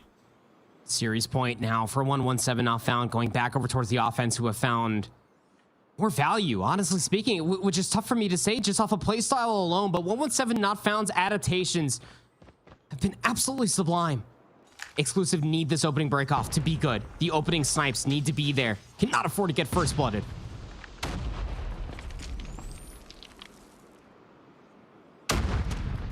And Kron would be the player if anybody. Look how far aggressive they're getting pushed up here.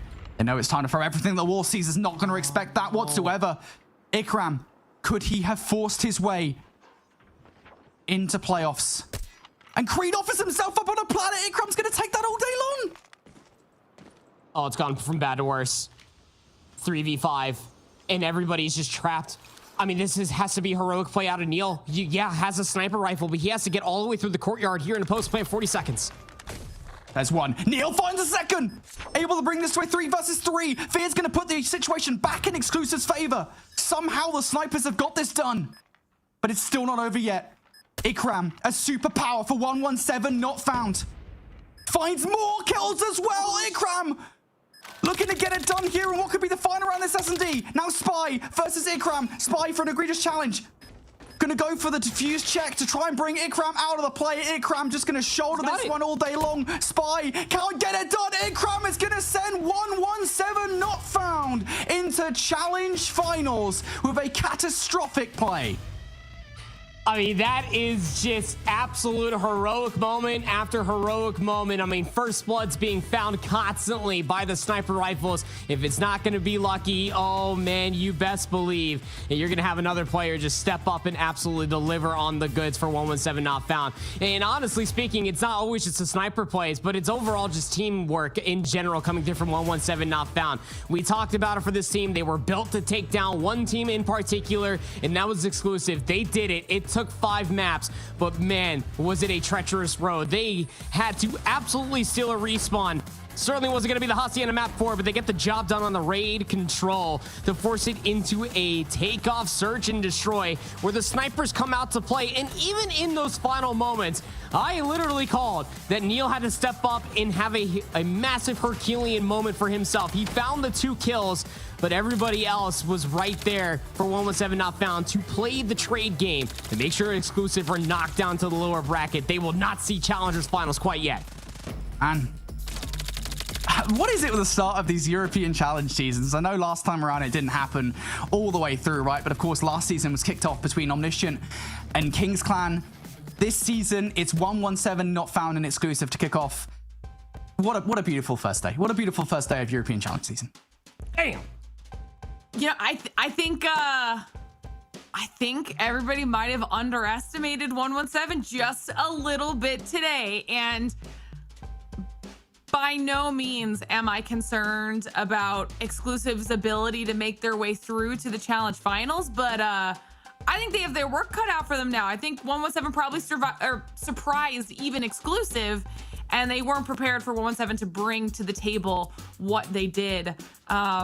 So that was a great way to kick off the challenge season. Like you guys were saying, 117 now claiming that first spot in the challenge finals. Reminder for everybody at home, Exclusive is not out of the competition by any means. We still have to go through our lower bracket for Group A. So you'll see 117 has qualified through up there on the upper portion of the bracket, but the two teams that lost their matches earlier in the day, so we've got Lux Eterna as well as Ultima, they will be facing off against each other. Whoever loses that match will then be eliminated. Whoever wins will move forward to the next stage of the bracket to face off against Exclusive, and then whoever wins that match will be the team that claims the second spot in the challenge finals. And if you're wondering how that's all going to go down, it literally happens tomorrow, okay?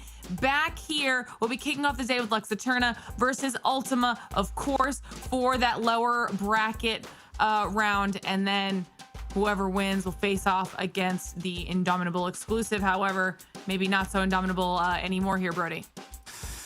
Man, yeah, tomorrow's going to be wild. I think just looking at Exclusive, I think we kind of automatically assume Exclusive should get through scot-free. I mean, that's the assumption, right? Obviously, you never really know. Call of Duty is a wonderful thing. You can kind of see curveballs come. Maybe Ultima can get it done. Maybe even Lux Eterna can step it up like 5 gears come tomorrow. But still, like, I think Exclusive will have to learn from that. And I think ultimately it comes back to the question at the start of the day for me, which is, we are looking at Europe as a region here to do better overall on an international stage. We need almost perfect play out of Europe. And right now from Exclusive, I would say, even though you see elements of that same Exclusive from Season 4, looking towards that passing and the hardpoint, for example, there's still some moments where I'm like, look, this is not the perfect play that we need to see out of a European powerhouse like Exclusive. And I think it kind of lost them that series. We hold Exclusive on such a high pedestal that this is almost, and I will damn say, inexcusable. You don't get to 100-point club a team on Hacienda Hardpoint and then lose that many rounds in a row on a takeoff, search, and destroy, let alone what happened on the firing range as well. It's just a lot of questions, and I know that both of you heard me talk about it before we actually came back with that series. S&D was going to be the problem for Exclusive here in the Best of 5. They got some explaining to do. They thought they were going to have off tomorrow. Nah, not going to happen. You got to go watch some VOD. Yeah, definitely some reviewing will be happening on behalf of all of our teams that still have to play tomorrow, because there's still one more spot available to those 3 teams. 2 will be eliminated at the end of it all, and 1 will claim spot number 2. So it's still going to be a very exciting day tomorrow. Let's talk about it. If you need to keep up with it, you can't make it tomorrow, I don't know what you got going on your schedule, just follow us on social media. First of all, you got all your updates there. We've got X, Insta, and Facebook. That way you won't miss a single thing what happens, not only with this group, but we still have Group B to go for the rest of our challenge season as well. We don't even know the other half of what that playing field is going to look like. You can also join our Discord at discord.gg/Snapdragon Pro Series. You can join our community, talk all things Call of Duty Mobile, hang out with us, get some more updates in there as well. And one more reminder, if you haven't done so already, do our survey, scan that QR code on the screen, and let us know your thoughts, what you like about SPS, what you think we could improve on. And if you do that, you will be entered to potentially win a $100 gift card. It's a very easy survey, so you could definitely just give us your thoughts, let us know, and we'll keep making this everything you guys ever hoped the Call of Duty mobile competitive scene could be. But day 1 now in the books for our challenge season, which also means our first team has claimed their spot in the challenge finals, and it was not an easy road for 117 to get there. They had to fight, but now, like Proper said, they're going to be able to sit back and watch to see who they face off against to try to claim that title of best in the region. So, of course, make sure you tune back in tomorrow to see what happens with the rest of Group A and which team does, in fact, claim that second spot in our challenge finals. As always, a huge thank you to Snapdragon Elite Gaming, Samsung Galaxy, Monster Energy, and DHL for helping us make this whole thing possible. And thank you to all of you at home for watching. We'll see you back here tomorrow.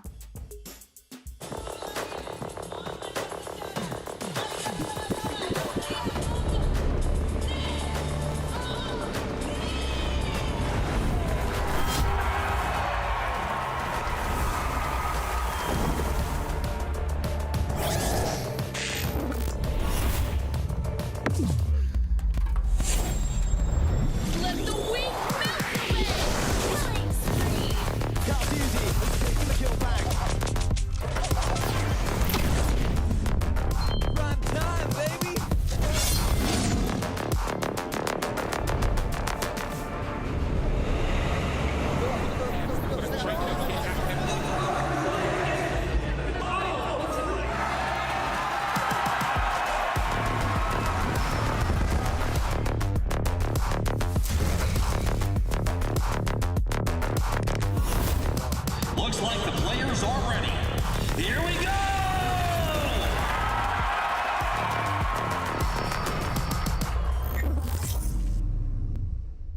The Snapdragon Pro Series is brought to you by Snapdragon Elite Gaming, Samsung Galaxy S24 Ultra, Monster Energy, and DHL.